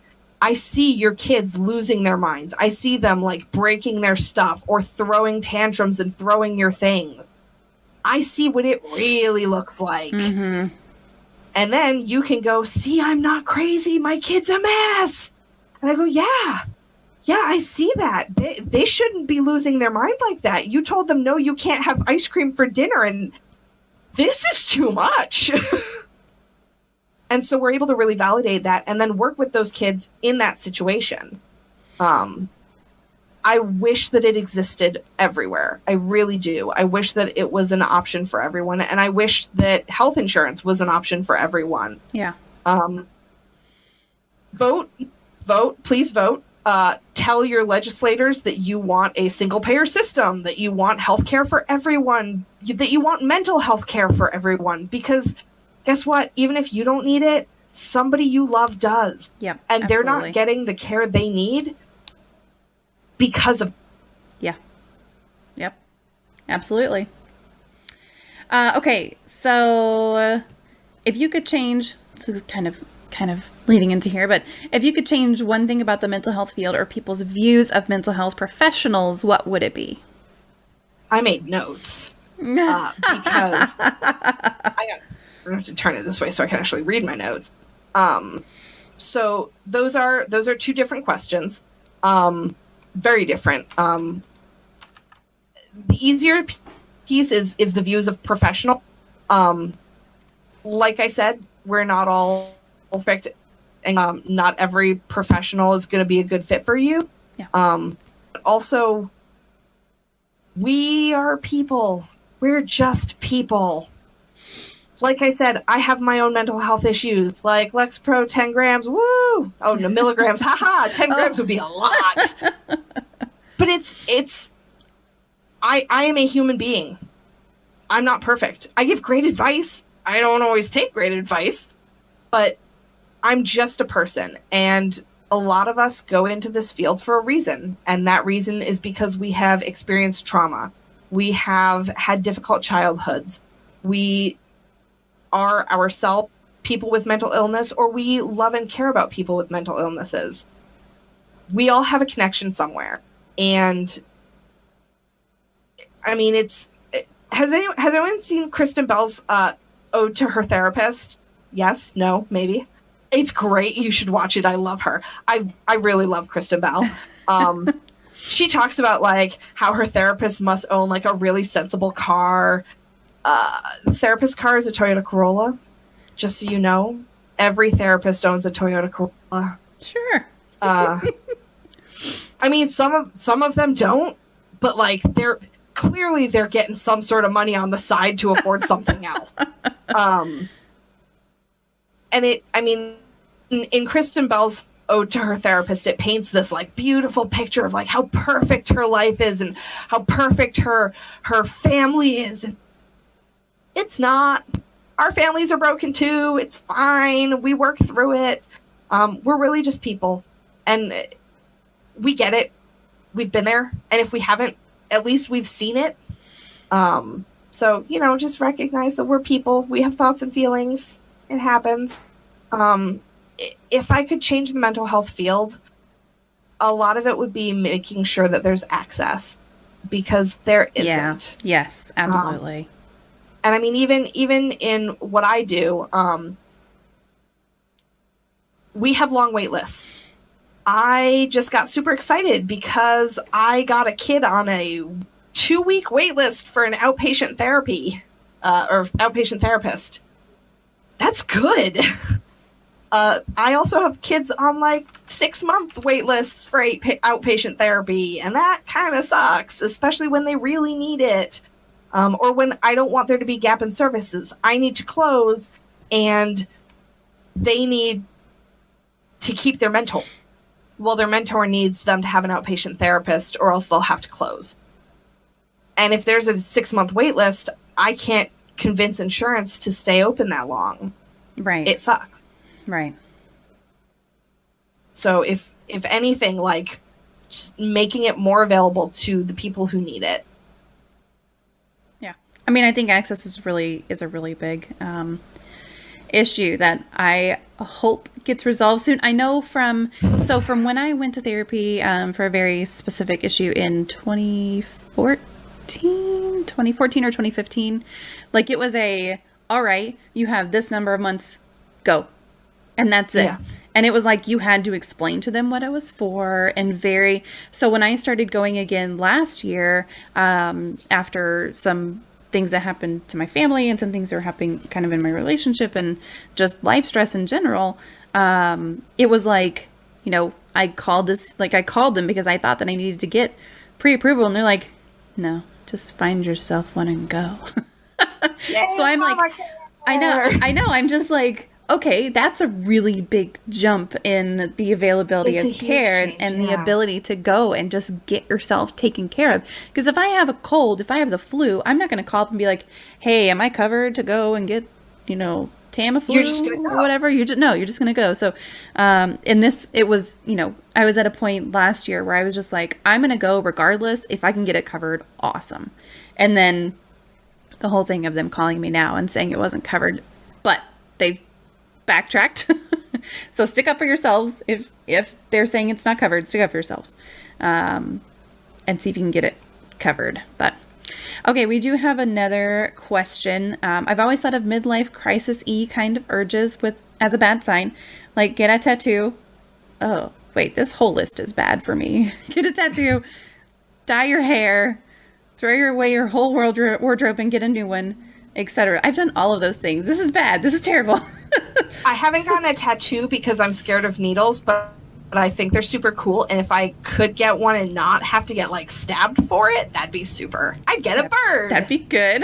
I like birds. I have birds on my shirt. They're little hummingbirds. I really love birds. Birds are good. So how can I determine what things like that are okay and fun to act on versus avoidance deflection efforts that I need to re-examine the source of? She says I overthink a lot and get stuck on doing the fun things because I worry that they're the bad things. So some of the things that you mentioned are harmless. I mean, and when I say harmless, I don't mean like good or bad. If you dye your hair, it's not gonna, typically it won't cost you a fortune, especially if you're gonna do it yourself. Just get some fucking manic panic or whatever and dye your hair blue. Great, cool, do it. If it's not gonna disrupt your life, if it's not gonna cause you to lose your job or whatever, and it's not gonna cost you a fortune, whatever. I've done it. I would really love to dye like half my hair blue. I want to do like a fade from the brown to the blue.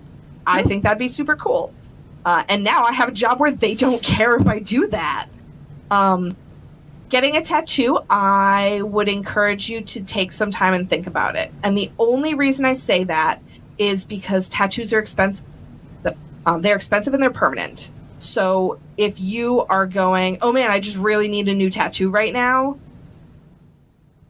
take some time and think about it. Is it in your budget? Can you afford that? Or is this something that's going to like destroy you? And also like maybe you don't have an undying love for SpongeBob. Maybe give that a little bit of time. But like if, I've known people who are like, I survived my recovery and I made it, 6 months. Great. Yeah. Fucking celebrate that. You did a thing.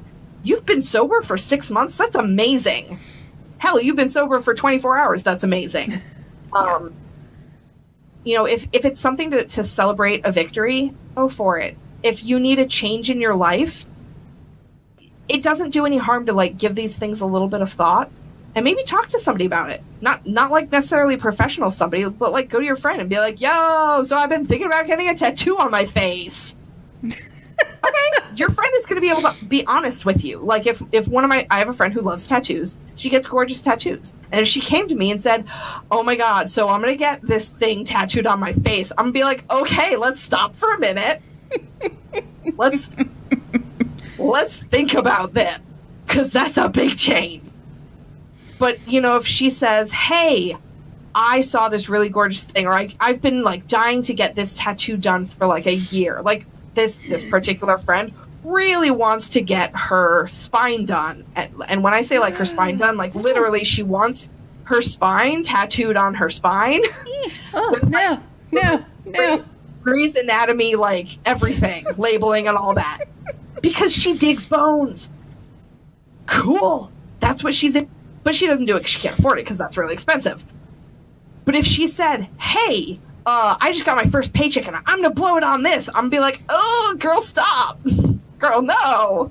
But I might say, why don't you like save some of your paychecks, set that aside. And then like after, 24 paychecks, you can afford it and then you can get it done. You've been planning on doing it for like 6 years. That's fine. But, question how it's going to impact you. Is this going to harm you in the long run, or is this really just kind of harmless and harmless fun? Yeah, we all have those urges. It's fine. Yep. Yeah, I mean, if it's something that is going to maybe impact your relationships or your job stability or something like that, then consider it. But yes, yeah. Inkbox is a great thing, by the way. Yeah, okay, I've been dying to like try that. Yes, I do henna sometimes because that also doesn't hurt. Yeah. But the other thing is like, y'all remember Britney? Remember when Britney shaved her head? That was a bad impulse. That was a thing that she should have taken time to think about. Yeah. So she said, see, I did that with my ear piercings, which was fine, but also my mom is always really negative about tattoos too and dyeing hair. I guess, now that I think about it. I mean, there's always things like Overtone, which is a temporary dye, which is what I use to do this little pink part on my hair. Oh, cute. So I've seen that and I've wondered about it. Okay, so I really like it so far. I did try a blue. No, I didn't bleach my hair or anything at all. And the top is its normal color. But, of course, it would show up more vibrantly if I had bleached it. But I put it on kind of underneath in blue and purple. And then on the ends, I did this pink color. And the pink came through really nicely. The blue and purple, you really can't tell that it's blue and purple. Ah, that's too bad. Mostly because I didn't use the one for brown hair, which I probably should have. Ooh, they make one for brown hair. They do. They have certain colors for brown hair. No. But it's nice. Making notes. I know, right? Well, hey, I got a little notebook over here too, making notes, so it's only fair. But temporary things, and then if you like it, then that's fine. Yeah, and one of the things one of my friends, so my friend who loves tattoos, also really big into sea creatures, and she's an artist. So actually you can't really see it, but like this right there, that one right there, that's actually done by her. You can't actually see what it is, but it's really pretty. I believe you. Yeah, just trust me on it's fine. She was thinking about getting a tattoo on her hand, and she wanted like a little octopus tentacle making half a heart and then like a heart making the other half. And so to decide whether or not to get it, she drew it on her hand in permanent marker where she wanted it. And she just went over it again and again every week to make sure it sort of stuck there. And she went and did that for a month and went, you know what? I really like this. Yeah. And she kept it. She went and made it permanent. And that was a way for her to decide if it was something that she really, really wanted. Yeah. She said maybe my problem is this a bad sign? It's more my mom instilled these weird anxieties in me and now I can't do what I want. I get that. Yeah, that's hard. I was very lucky to have the mom that when I was 16 or 17, probably 17, I went to her one day and I said, Mom, I want to dye my hair purple. And she looked at me and she said, okay, you are old enough to make your own mistakes with your hair. And I said, it's not a mistake. And I dyed my hair purple. I thought it was great. You could hardly tell because I have, again, brown hair, like our lovely hostess. And I went with dark purple because I like dark purple. So my hair was black, and under the light, it had a purple shine to it. Yes. But I've done other colors since then. And my mom was right. I was old enough to make my own mistakes, and my hair was going to grow out anyway. Yep. So give yourself permission. Our parents do give us this luggage. And it's okay to look at that luggage and decide that you don't want it anymore. And it's okay to look at it and go, you know what? I appreciate this luggage. Because every parent gives you luggage, and sometimes you want it and sometimes you don't, and that's totally okay. Yep, absolutely. Okay, we have another question. Oh, Slay says this is a simple question. I just wanted a gathering, but my mother is planning a 4th of July themed party, and I kind of feel helpless about it. Am I being ungrateful? No. People are going to, we as a society tend to make people feel badly about not wanting the things people give us. Yes. You know what? If you are not a hugger, and I'm a big hugger, and I go, oh my God, it's so good to see you, and I give you a big old squeeze, and you're like, please don't touch me. I'm gonna, why don't you want my hug? What's wrong with you? And people get really offended. And you know what? It's okay to have boundaries. You don't have to apologize for needing that space. You don't need to apologize for saying, you know what, Mom? I really appreciate that you want to throw this big thing. It makes me really uncomfortable. And own it. Own what it is for you that's the problem. Don't say, you're making me uncomfortable. Use those I statements. Mom, I'm really uncomfortable in large group of people.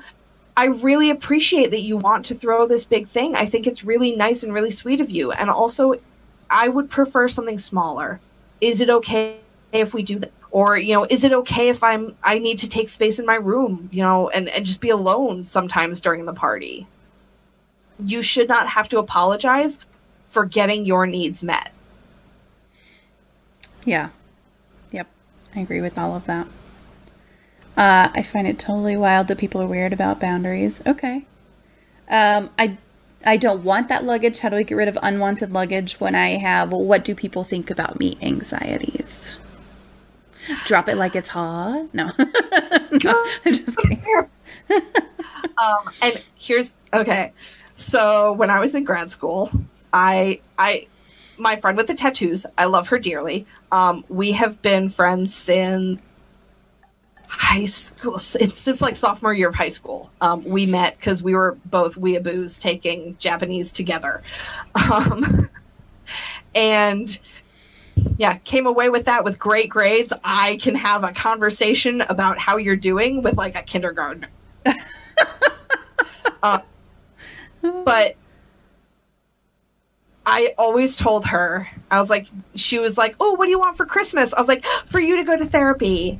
And she's like, oh, what do you want for your birthday? I was like, for you to go to therapy. So one day she calls me up a couple of years ago and she goes, I got you a present. I was like, oh, what'd you get me? And she was like, I'm going to therapy. I was like, oh, it's the only thing I've ever wanted for you. Aww.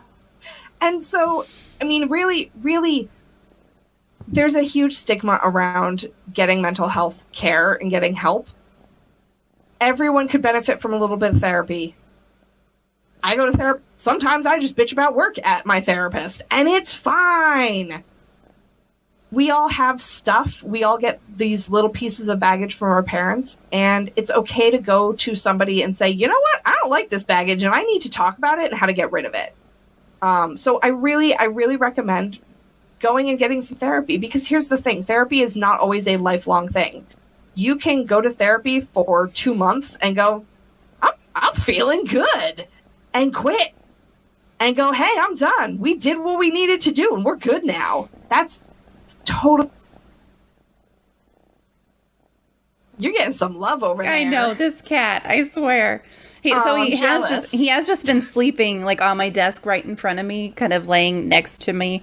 And he decided to wake up and shift to mess with my cord here.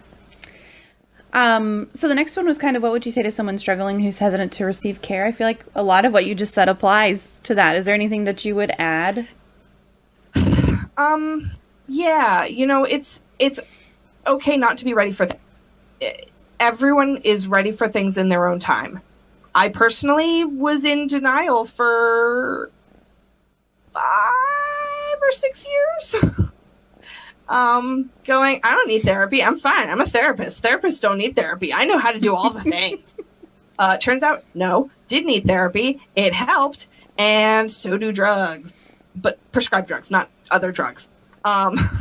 Fair clarification. I take my prescriptions. Don't take other people's prescriptions. If you need to take other people's prescriptions, what you really need to do is go talk to your doctor to get your own prescription. But just be okay with not being ready for therapy, and you will reach a point where you are. And if you think about it, like when you have an addiction, people have to hit rock bottom first. Everyone has a different rock bottom. Yep. For me, rock bottom was moving and bursting into tears and not being able to function for like the rest of the day. And I went, my relationship is going downhill because I'm a hot mess. I should probably do something about that. Because my relationship was important to me. And then, I was having nightmares. My father passed away. It was sudden and horrible, honestly. It was a pretty tragic cycling accident. And I did not have the greatest relationship with him. And so him passing away brought up a lot of feelings, and I just sort of squished him down. And that doesn't work. Right. So I wound up going to therapy and processing it. And I'm doing a hell of a lot better than I was last year. But I wasn't ready for, my dad was dead a good 2 years before I was ready to admit that this was a problem for me and that I needed to deal with it. Before that, I was like, I don't need therapy. I just need the medications to deal with the anxiety, because I already know how to deal with the anxiety, and the coping skills are not enough. I need a little boost for them to work, which was what my, my anti-anxiety was for. That gives me the boost so that I can use my skills and they are actually effective. So if you're not ready for therapy, it's okay. You'll be ready eventually, and don't punish yourself for that. And talk to people who have been to therapy. Find out what it's like. Talk about all of your concerns about going. Because you can sit and panic about it, or you can get some answer. Yeah. And if you don't know what to expect, somebody else will know. I guarantee there's someone in your life who's been to therapy. Yep. Sage Guru said something that I really like. It's hard to watch somebody in a burning building running back and forth between the sink and the fire with their Dixie cup while you're pointing at the fire hydrant. Yep. Yep. That was me going, you could get therapy for me. That'd be super. Just, I want you to go to therapy, and that's your gift to me. Yeah. And it really is. It's watching someone try to put out their house using a Dixie cup. Yeah. You know it's not going to work, and it's exhausting to watch it happen. And it's difficult for you because, honestly, you probably care about that person. Probably love them very dearly, and you want the best for them. And you're watching them be a disaster. And, you know, it's the best thing that you can do in that situation is just remind them, like, there is help, and I am here to help you get that help if you need that. And whenever you're ready, I am ready to help you. Because you can't make someone be ready for you. You just can't. And I've opened with families, and they're like, oh, well, I mean, I don't know. And then they cancel on you. And then they're not really doing anything, and then they cancel again, and you go, you know what? Maybe it's just not time yet, and that's okay. Yep. I like that. Also, I like everything you say. I'm doing my best. Somebody decided at one point to give me a degree. I don't know why. Right? I like it. Okay. It's weird because right now I'm feeling very, like, imposter syndrome-y, or, well, I was, but, like, it's weird. So, like, I go in and I do my therapist thing, and I'm like, I'm a therapist and I know what I'm doing. But then, like, you approach me and you were like, hey, can you be a professional and talk to me? And I was like, I'm not a professional. And then I sit down and I do it, and I'm like, no, I actually know what I'm talking about. Like, I'm not an imposter. I really do know these things. It's weird. Everyone experiences imposter syndrome. Yeah. I definitely do, even in my normal everyday, like, so it's one thing to be on Twitch and talking about mental health, and especially not being a professional, which is why I have that command, right? The not a pro piece, because I want everyone to know, like, I'm not trying to present myself as a therapist, so that cuts down a little bit on the, like, imposter syndrome kind of thing. But even in my actual day job, where I have been doing this for years, I have a degree to support it. I have the work history to support it. I am really good at my job. Sometimes I'm like, wait, why are they trusting me to do this? Guys, what am I doing? Yes. Right. Yeah. And I'm the same way. And honestly, sometimes, and I'm sure you feel this too, I will sometimes walk into my supervisor's office. And I'm like, hey, I need an adult. And she looks at me and she goes, I'm like, no, like I need an adultier adult. Adultier adult. Goes, okay. Yes, all right. What do you need help with? And I'm like, this thing that I don't know what to do with. I like that adultier. I need an adultier adult. I might actually use that at work tomorrow. You should. People will give you weird looks, and that's totally cool.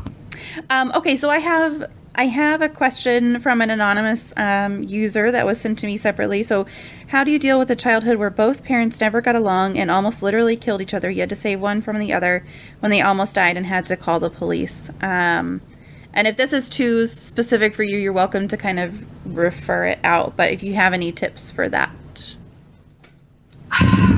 Trauma therapy. Because I can tell you right now, that is trauma. If that is something that is still haunting, that's trauma. Yeah. That is a traumatic event. Hearing about that, like, I know I wouldn't have been able to handle that. And especially if you were a child at that point, that was probably trauma. And you might have PTSD. And there's some things that you can do to sort of cope with it. But honestly, the best way to get through it, because we don't get over things, we get through them. There's a very strong distinction there. Yes. Yeah. Don't let people tell you to get over it. You're not going to get over your depression. You're not going to get over your anxiety. You're not going to get over your trauma. You are going to get through it. You are going to process it, work your way through it, and you're going to come out the other end. And you know, that to me screams trauma. And there are a lot of different therapies that can process that and really explore what that has meant for you, for your life, because trauma creates literal physical changes in your body. Like, your brain rewires itself based on your trauma. And this is something that we have researched. We have done so much like studying of the brains of children who have been traumatized and like similar trauma. So there's a really great book, The Boy Who Was Raised as a Dog. It is all trauma. It is kind of a tough read, not as tough as A Child Called It. That's painful. But it really goes into some childhood trauma, like things like children who were in cults. So if you think of what is his name? The guy who drank the Kool-Aid. Okay. Do we all know what I'm talking about? Do we all remember? In the one in Waco, was that the Jonestown? No. Something like that, yeah. But like they go into like that sort of thing where there were children who survived that. They all had the same experience. They all lived the same experience, and their brains all changed in very similar ways. You know, as much as we say, oh yeah, trauma, it's just a mental thing. No, it's a physical thing. It creates literal changes in the synapses in your brain.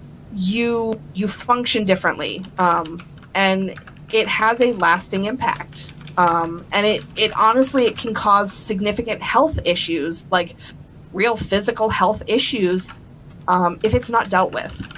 So I would strongly encourage you to look into seeing somebody to process through that trauma, and really work through it and figure out how it's affected you and how you can get through it.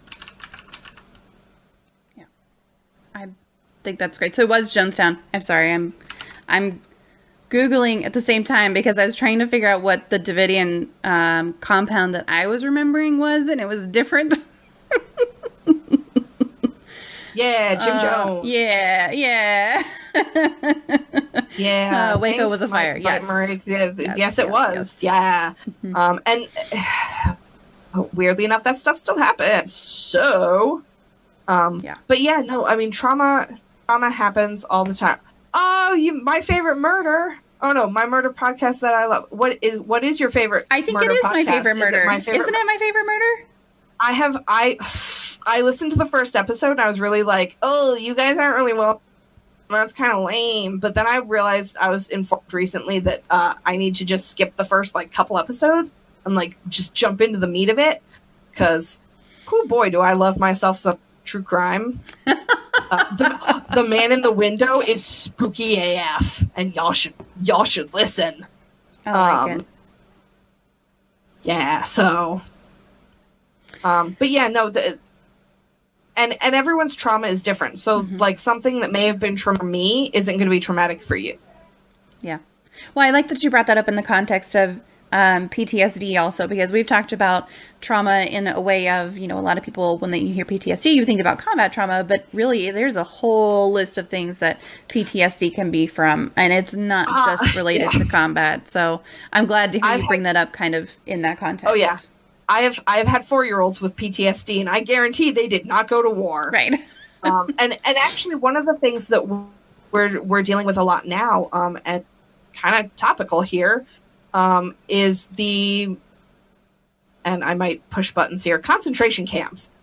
The concentration camps down at our border. Mm-hmm. Those kids are experiencing trauma. We are actively traumatizing those children. And as a therapist and as someone who does trauma work with children, it breaks my heart and it crushes my soul that we are actively harming these kids because they are trying to get a better life and we are destroying. And it's hard. But I mean, all of those things, some of those kids are going to come out and they're going to be great. And that's good for them. And some of them are going to come out and be utterly destroyed.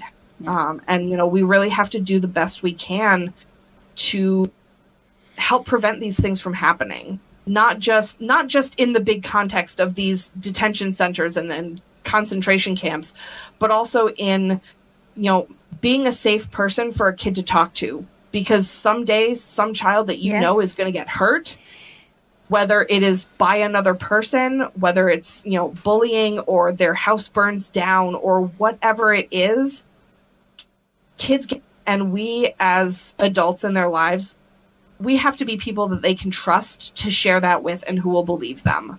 Because everyone can experience PTSD. You don't have to go to war for it. Yeah. And Finn, you're right. Combat trauma is really shitty too. I wasn't trying to say that PTSD shouldn't be for combat trauma. It absolutely should. It's for real. Yes. Just want to be real clear. I wasn't saying that is not a thing or that is not super shitty. Just the thing that drives me nuts about combat trauma is that all those great vets on the street that are homeless, they probably have PTSD and it's not being addressed because the military likes to pretend it's not. Yeah, that's cool. Mm-hmm. Okay, if someone comes in expecting a miracle cure or a one-session cure, what do you say to them, and what do you hope for them also? I'm not a magician. I'm just not. I cannot fix you overnight. And we'll say, because I have plenty of families that are like, well, you need to fix my kid. Honestly, there's nothing wrong with your kid. Kind of the problem is or your relationship with each other. I can't fix that overnight. And I tell them that. They're like, well, I mean, how long is this going to take? I've had families that are with me for 2 months, and I've had families that are with me for 2 years. I cannot tell you how long it's going to take because it all depends on how much you're going to put in. At my internship, when kids graduated, they got a block on the concrete. So all of our walls were concrete, the charming dorms that we all lived in college, where it's just cinder block painted over. And the kids were, when they graduated, they got to pick a block in the hallway and they got to paint it. And a lot of the blocks said it worked if you work. And that's really what it is if you put in the time and effort, therapy works. Yeah. If you're not willing to do it, you're not going to get anything out of it. So, I really try to be honest with clients about that I am not a miracle worker. And I've had families who are like, oh my God, we couldn't have done this without you. You worked so hard for us. I'm like, no, I really didn't. If I was working hard, I was doing my job. You're doing the hard work. And I'm just sort of pointing you down the right road. Yeah. So, reminding families that job is just to kind of be your captain. I'm going to steer you in the right direction, point you where you need to go. You have to actually walk down that road. Yeah. So for us, asked as a therapist, go to see a therapist also. So we talked about that a little bit as well. I know that thank you, by the way, for bringing your people here with that rate. I do appreciate it. But yeah, we talked about that. Yes, therapists go to see therapists also. Sometimes hesitate. They totally do. Hesitate, and actually that was one of the things that got me to go see a therapist, is that I was talking to one of my coworkers and she was like, oh yeah, I go see a therapist and I'm on an anti-anxiety. And I was like, oh, okay. And then I found out one of my other coworkers was on an anti-anxiety. And now I've come to realize that half of the staff at my office are on anti-anxieties. Oh, okay, this is normal and we're all fine. So yeah, no, we go see therapists and it's super cool because, HIPAA, how I'm not allowed to give you names and all of that stuff of my clients, I can do that with my therapist. I can sit down and go, oh yes, so my client Timmy, we've been working on this thing and that thing, and oh my God, it's just driving me nuts. Well, she can't go tell other people that shit. Right. So it really does give you a safe place to talk about your stuff and also your work stuff with someone who gets it and also can't share that stuff. Yeah. Fee said something that I really like. I always thought of my therapist as my toolbox. You can't build without tools. I like that. We are, and we help you make your own toolbox. Yay! I have literally made little toolboxes with kids. We call them their coping skill boxes. And you take a shoebox, you cover it in papers and stickers and paint it and markers and whatever that kids like, because kids are all, crazy artsy fartsy. And then you just fill it with stuff, bags of slime, little squishy toys. I've been playing with this. This is my Kermit the Fish. He kind of looks like a Kermit the Frog thing. Like, he's got like a Kermit face. So he's like Kermit the Yep. Mm-hmm. I love these. I've got my thinking putty. So like, we fill their toolbox with all of these skills that they can use to help them cope with stuff. And then they can go dig that out when they need to deal with something. And yeah, I mean, we're kind of our own little toolboxes. We carry around our own toolboxes full of cool stuff to our clients, and yeah. Also, I love somebody mentioned that I'm like a quest giver. That's super cool, and I totally am, because I give homework. You don't just get to like. I come like to that. therapy. I like the quest giver piece. You get to go home with homework, and you have to finish a quest. Right now, I have a family who their quest is to speak each other's love languages for a week, like one time for the next 2 weeks. So, yeah. I like that. That's a good quest. Yeah. It's an excellent quest, because now they have to show that they like each other. Hey! Imagine. Who knew? You guys, we have been live for 2 hours. Everybody take a drink of water if you haven't been drinking all along. Love Languages, such a good book. Yes, absolutely. Which one? Because I've got the love languages for children, love languages for teens, love languages for couples. Oh, and pro tip, it. if you don't want to read the whole book and you just want to, because the books can be very religious, and if you're not a very religious person, it can be a little like, ugh. But you can go onto the line and just like Google Love Languages quiz, and the Love Languages website has the quiz on it that you can take, and you can find out what your love language is. Perfect. Without having to go read the whole book and all of that. I like it. Okay, so what is happening? I don't know. There's a lot of things going on in there. Something about numbers? Yeah, I don't know what these mean. We have a giveaway going, and I think they're trying to enter it, but maybe it's not working. I don't know what's going on. Exclamation join.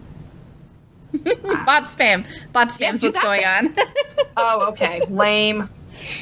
Okay, I do have a few more questions, but I want to check in with you on time, see how we're doing, how you're feeling, and make sure that you're still comfortable here. If we need to wrap it up, we can wrap it up. I'm going to be honest. The rest of my plan for tonight was to go play Splatoon, and I don't usually go to bed before midnight. Not that I'm recommending that. I really should go to bed before then, but I don't. Yeah, I'm actually the same. So, okay, good. Well, I'll keep going here, and if we get some more questions as we go, we'll be sure to add them too. So, if you guys have any questions for our actual professional who's here with us today, type exclamation point Q, follow it with your question. It'll add you to the queue, and I'll address it. But also, I am watching chat, so if you ask it without doing the queue, I'll see it too. Frostbiters has a question. Oh boy. Hit me with it, bro. All right, Frost. What you got? So,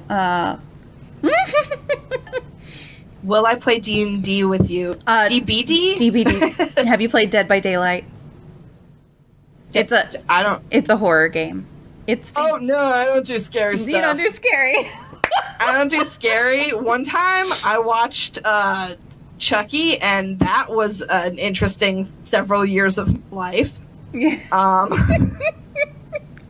I don't do scary stuff because I have a really active imagination. I started watching Supernatural because I was like, oh man, but it's really interesting. But for the first year and a half, I would only watch it while the sun was up, which kind of limited the number of episodes I was able to binge at a time. Thankfully, I started during the summer, but like when winter came, I had to take kind of a hiatus for a while because, I don't get home till 5. Right. It gets dark at like 3. Yeah. Yeah. Dead by Daylight is a really, I enjoy it, but definitely if you're playing as a survivor, which then you're being chased by the killer, and there is a heartbeat in your ear whenever you're being chased by the killer.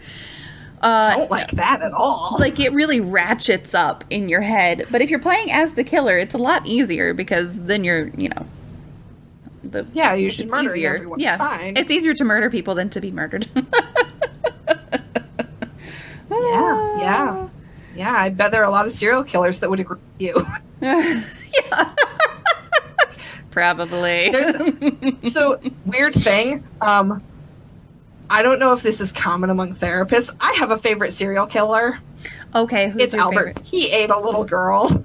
Oh. I like to ask people. That's a thing that I like to ask people is like, do you have a favorite serial killer? Yeah, no, I'm just me. Just okay, that's fine. I'm weird. That's great. I don't know that I have a favorite serial killer. I have actually found other people who do have favorites, which is very exciting to me because then it gives me someone new to learn about. I like it. That's good. That's really good. Oh no, what are we clipping? Oh shoot. Oh, okay. They're talking supernatural. It's okay. I don't have enough knowledge to have a favorite. That's okay. Yeah. You just gotta learn more. I think it's okay. Okay, or if it's not your thing, don't learn more. That's okay too. Right? It's okay to not have that be your thing. It's all right. I really do like watching Criminal Minds though. Like that sometimes gets a little bit on the scary side, but more on the scary side of, oh shit, like some of the stuff actually happened and some of it really could happen kind of thing. So that's a different kind of scary to me. Okay. Yeah. Do you use tips or tricks to get people to do their best even when they aren't necessarily motivated? Or does it always have to come from within each individual? So, in the long term, yes, it has to come from within. And also, much like video games, there are prizes. So, like little kids love stickers. Make a sticker chart.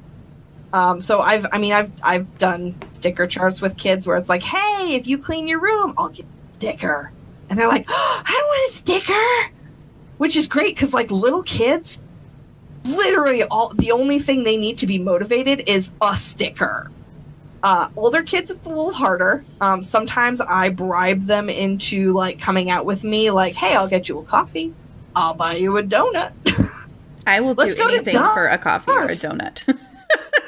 Yeah. I actually have a kid who was like, but I don't want to meet past because I can't meet at 11 because pool opens up at 11:30 and then I don't want to have to stand in line. I'm like, great, will you be there at 10? I will drop you off at the pool at 11. And they're like, yeah, I can be ready at 10.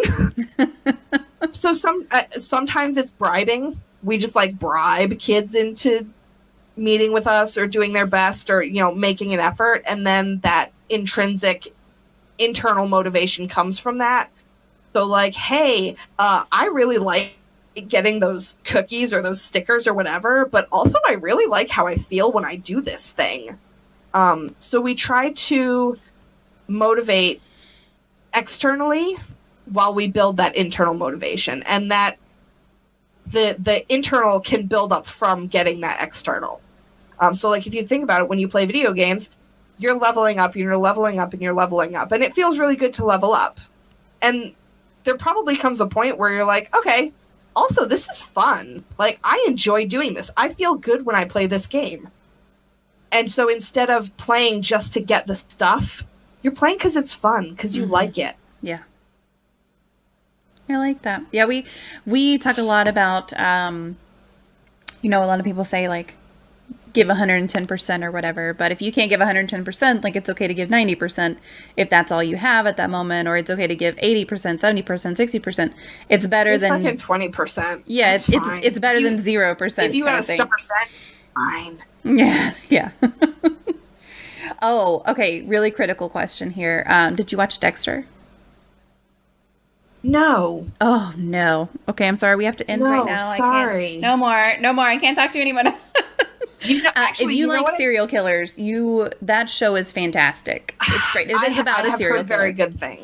Yes. Actually, the thing that I'm really into right now. So I love musicals. Big musical fan. And my aunt told me ages ago that I should start watching Crazy Ex. Now, part of me was like, women empowering women. I don't want to promote like Crazy as an ex-girlfriend thing. Turns out it's a musical and it's great, and the main character is borderline, and I didn't realize that. It's been about a week and I've seen the whole first season now, and I'm on season 2, and when I get excited about a thing, I like to Google the fuck out of it.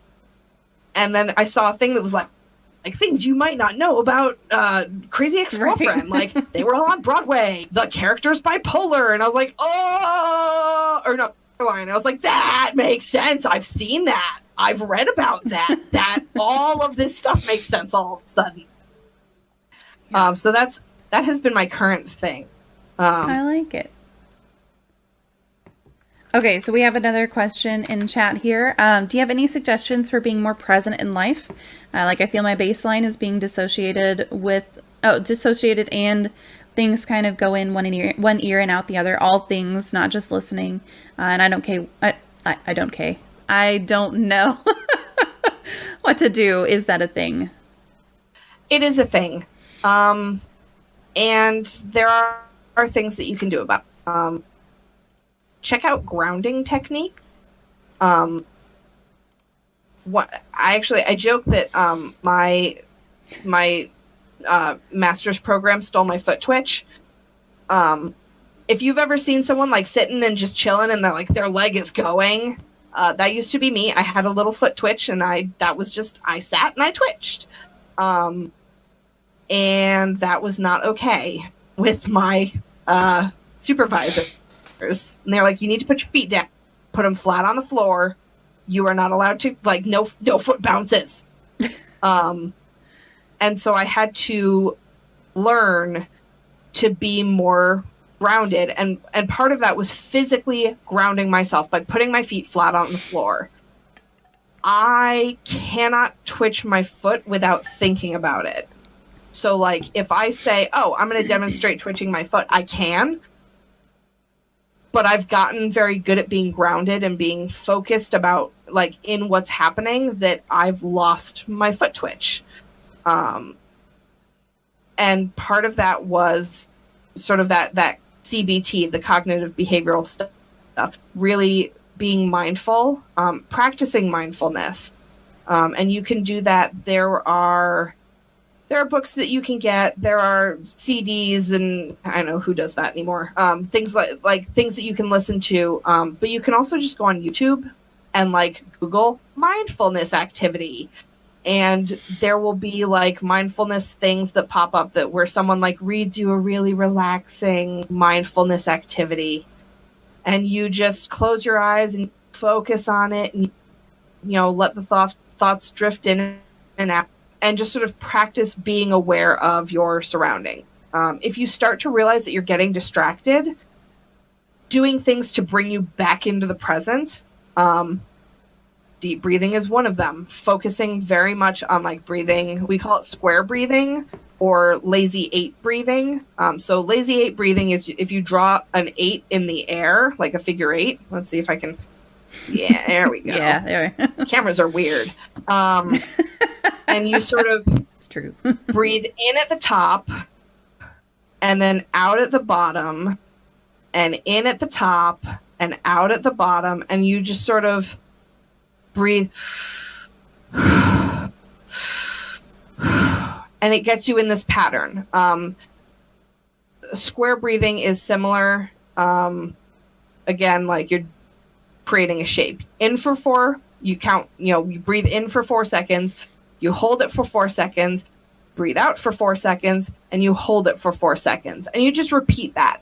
That also helps with panic attacks because it forces you to be aware of your breathing and to slow down your breathing. Things like naming everything in the room that is a color. So like pick a color, whatever color, and try to name everything, even like in your head. You don't have to sit in a waiting room and go chair, ceiling, picture, cup, because that might, seem a little weird to everyone around you. But if you can, in your brain just sort of like pick things to focus on and like, okay, I'm going to name everything in the room that's green, and just go through and try to find everything green. And then just like, okay, I'm back in the present. I am in my body at this time in this place. You're not going to get it right the first time. You probably won't get it right the first 10 times, and that's okay. You will get there. You just got to practice. I think that's great. Okay, so your job and kind of the job of a therapist really doesn't sound like an easy one to me, at least. How do you stay inspired and motivated, and how do you battle compassion fatigue? So this was an interesting question to me, and I actually talked to some of my coworkers about this, and we all agree we don't experience compassion fatigue. Therapists tend to be naturally empathetic and compassionate people. We just feel like I can honestly tell you that I love all of my clients. I'm not in love with them. That would be creepy and weird, yes. But I love them. I care very deeply for their well-being. And I mean, I told the kids that I worked with at my internship, they're like, you're just here because you're getting paid. I was like, okay, first off, no, I'm not. I wish I was here because I was getting paid. I am actively paying money to be here. And they were like, wait, what? It is a tough job, but we're such compassionate people that I don't experience compassion fatigue. Most of what my fatigue is just, it's like bullshit fatigue. It's the, what did we call it? Hold on. See, this is why I made notes, because I forget things. That's okay. It's like management fatigue. Insurance fatigue, bureaucracy fatigue. We get really sick of like the bullshit associated with it. That like we have to do. We get that, okay, and they have to be in by a certain time, and they have to look like this, and they have to say these things, and you have to call the insurance company at this time about this thing, and you have to have this information. You have to get this treatment plan right now, done immediately. And like, there's this deadline and that deadline. And in the meantime, you're just trying to see your clients and do right by them. And it's like, boy, all of this therapist stuff is getting in the way of me being a therapist. Right. and really, that's the exhausting thing. The thing that keeps me going, part of it is my amazing coworker, who I guarantee she's in bed now. But I have really great coworkers. They are very compassionate people. They're people that I can go to and I can shit with, and I can, say, hey, this sucks. I hate this. And they're like, yeah, we agree. It does suck. And the other thing is the families themselves. So like my kid that I sent to horse camp, I'm so excited for them. I love that kid. I'm going to miss that kid. And I'm really glad that I'm not going to see her again. Because if I've done my job right, I won't have a job anymore. My ideal situation is to work myself out of a job. Yeah. Where no kids are traumatized, nobody is experiencing anxiety or depression, abuse or neglect or any of those things. If I don't have anyone to work with, I'm great. I would be so excited. So when I get like one less kid and I send a kid home and I go, you're done. You're better. You're functioning at an okay place. That keeps me going. And it really it gives me hope. And there are definitely there are kids that are disasters, and I do my very, and it doesn't work. And I can only hope that somebody else is going to be able to do better than I did. Or that they'll be ready for someone else. or that insurance will not fall apart and they'll be able to get the help they need, and losing me would not traumatic enough for them to go, I don't need therapy anymore. I mean, that's hard. And really seeing kids be successful is the thing that keeps me going. All right. And so I've got one more question for you. And then just to remind everybody, if you have a question, you're welcome to put it in chat. You can type !Q. Yes. That'll make sure that it gets into a queue. And we will ask our professional, who we are so glad is here today. Thank you again, by the way. I'm surprised somebody wanted me to be a professional. Well, I'm definitely glad that you're here for sure. Hey, that's my hair. Oh no. Okay, no. I've lost the nope, hold on. I lost it. Uh-oh. It's okay. Oh, I've lost the chat. I'm sorry, guys. I'll just have to receive things secondhand. That's okay. Do you have any advice for people like me who want to talk openly about mental health but who don't have that background in the field professionally? Just do it. Okay. Like you have your mental health Monday. Awesome. Keep doing it. And don't let people tell you, shut up, don't talk about that. Because no, they can shut up and do talk about that. And I mean, for anyone, since I started seeing my own therapist and having my own medication, I had spent so long going, therapists don't need therapy. I don't need medication. I'm fine. It's fine. That I really kind of did like a 180. I'm like, it wasn't fine. It really wasn't. And I'm not really fine. And I need people to know that it's okay not to be okay. So there are a lot of things that you can do, both as a professional and as a person who just wants to make the I volunteer with Take This, which is a group. Take This, it's dangerous to go, y'all know, and they promote mental health awareness among gamers. And one of the things that they do, if you've ever been to like PAX or Gen Con or any of those, they do the AFK room. I love the AFK room. I do too. Even when I'm not volunteering there, I sometimes spend time there just to color and like sit quietly in the dim atmosphere.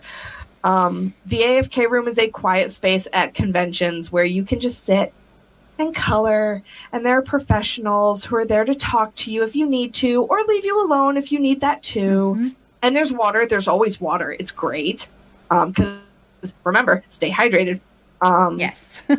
But they do a lot of volunteer stuff. Dr. B works with like actual game companies to promote mental health awareness among them. It's really a great organization, and there are a lot of organizations like that. So you can donate to these organizations. You can volunteer with them. You can promote the things that they're doing by, saying, hey, retweet their stuff, or, what have you. Talk on Twitter, on your blogs, in your personal lives, whatever it is. Just talk about mental health the same way you would go, yeah, I broke my leg last weekend. And it like shattered in like 8 places and the bone was sticking out. Like, you all know that you do that. We all do that. We all go, oh man, I had this horrible injury. Mm-hmm. But nobody goes, oh man, I had this horrible breakdown. I was crying. Right. Yeah, exactly. Do it. Treat it like it's an actual physical thing, because in reality, your brain is a physical thing. It is. And your mental health is physical health. Yeah. Just talk about it. Yep. And if you talk about it like it's a totally normal thing to do, everyone else will think it's totally normal. I like it. Thank you. I appreciate that. The AFK room. So I went to PAX South, and it was amazing to just like, you walk into the AFK room and and it was right next to the arcade and right next to where they had all the beanbags set up and everything. And it was just like so noisy outside. You walk in and it's just like a cocoon of just silence, and you can refresh without having to go to your hotel room. And it was really nice. I appreciated it so much. Yes, and we may have run into each other and not even realized it, because I have been volunteering with them for the past year. I did South, I did East, I did Unplugged, and I am really hoping to do West coming up in August, September. I love doing it, and I really love that other people benefit from it. Yeah, it was great, and I think it's really funny. We might have even seen each other. I think that's cool. But it was nice to just go in and sit down, and you sit down, like you walk in and they ask you if they can get you some water, or they kind of say, do you know what this is? And just chill. I just sat down and I didn't even do anything. I just sat down in a chair. And after a little while, 10 minutes, somebody came over and just said, just want to make sure you're doing okay. And everybody talks really quietly. And it is so nice, especially for someone who, it's not that the noise bothers me, but all of the people right around me who I don't know and might potentially be interacting with, that's the part that it's like, Yeah. Okay. And they're super mindful of that, because nobody wants that. Yeah. Yes. Yeah. But it was nice. Okay, so we do have another question. Bite Mark says, I sometimes feel like I'm experiencing everything all at once, just all the emotions. I feel hyper connected to everyone else when it happens, but it's really overwhelming. Is there a way to be less present? I'm going to jump into this this whole theme of CBT. That could be any number of things. It's also very normal to sometimes feel all of the emotions at once. Most people have been there, and it can be really overwhelming. And like they say with Take This, it's okay not to be okay. Doing something that is calming for you. I know when I get overwhelmed, like I had quite the event when Oculus Rift was first debuted at East. I got to try out their flight simulator thing, where there is literally nothing to like give you you're in space and everything is black with white dots. Oh. There's no way to orient yourself, and someone is trying to kill you. And I finished that, and I stood very quietly, and my boyfriend walks up to me and he said, "Hey, okay?" And I leaned into his chest and I went, and he goes, "Okay, do you want to go sit down?" I was like, I didn't say anything because I was on the verge of tears. Oh my gosh. And he just walked me off to the side of the convention floor, and we just sat. And that was helpful, because at that moment I was overwhelmed.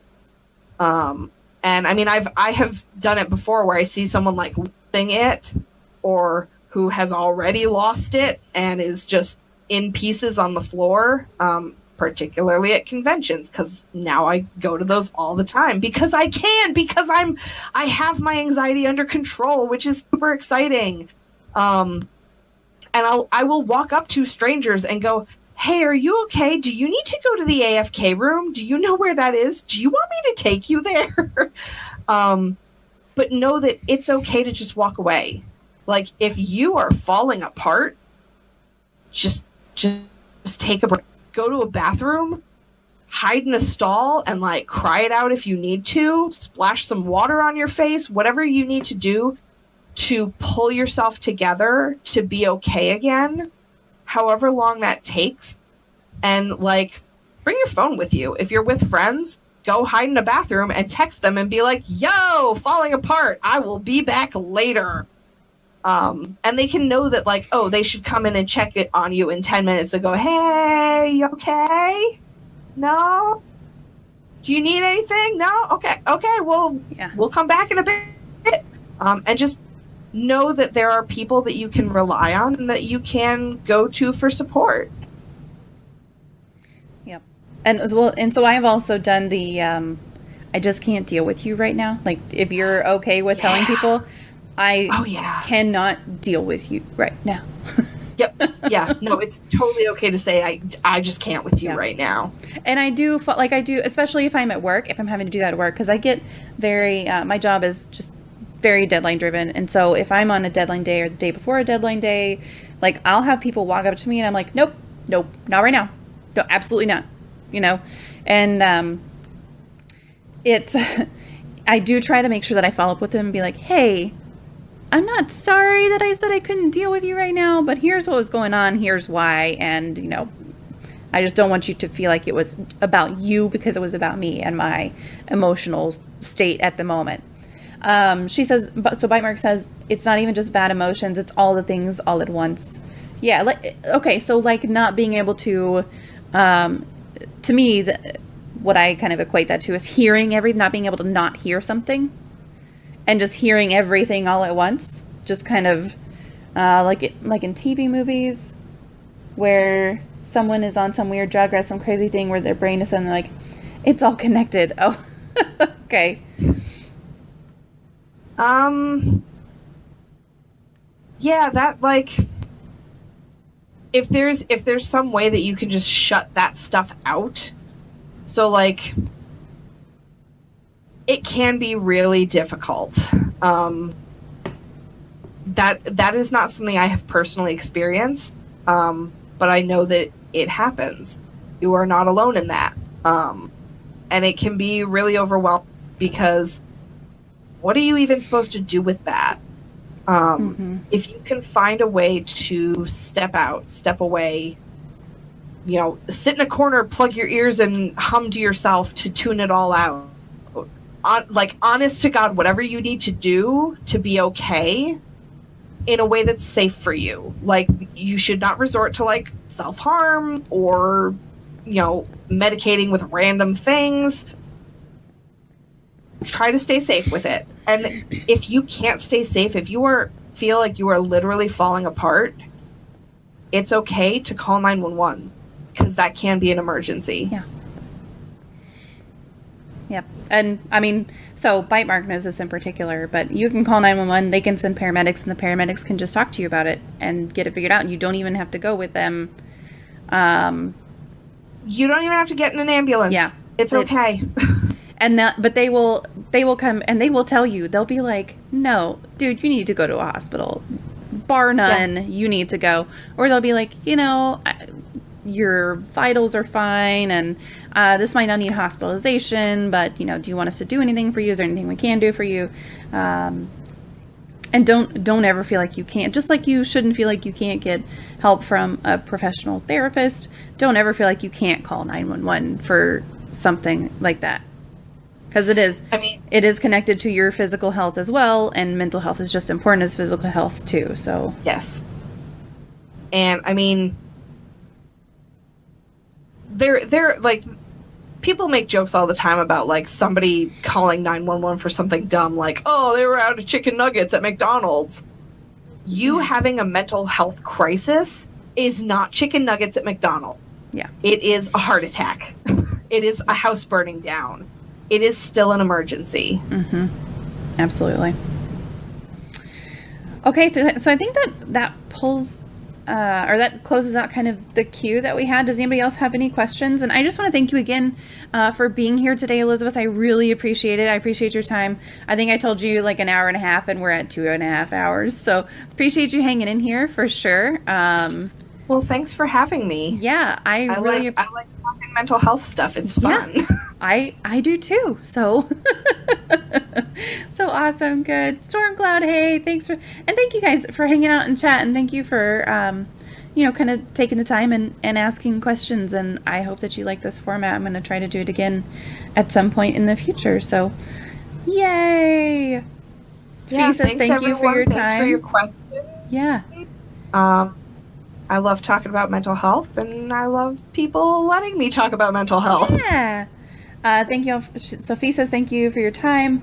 And your chats and your candid and realistic nature. Absolutely. Absolutely. See, that's why my work wife thinks that I'd be super great to work this with this one family she has. See? Yeah.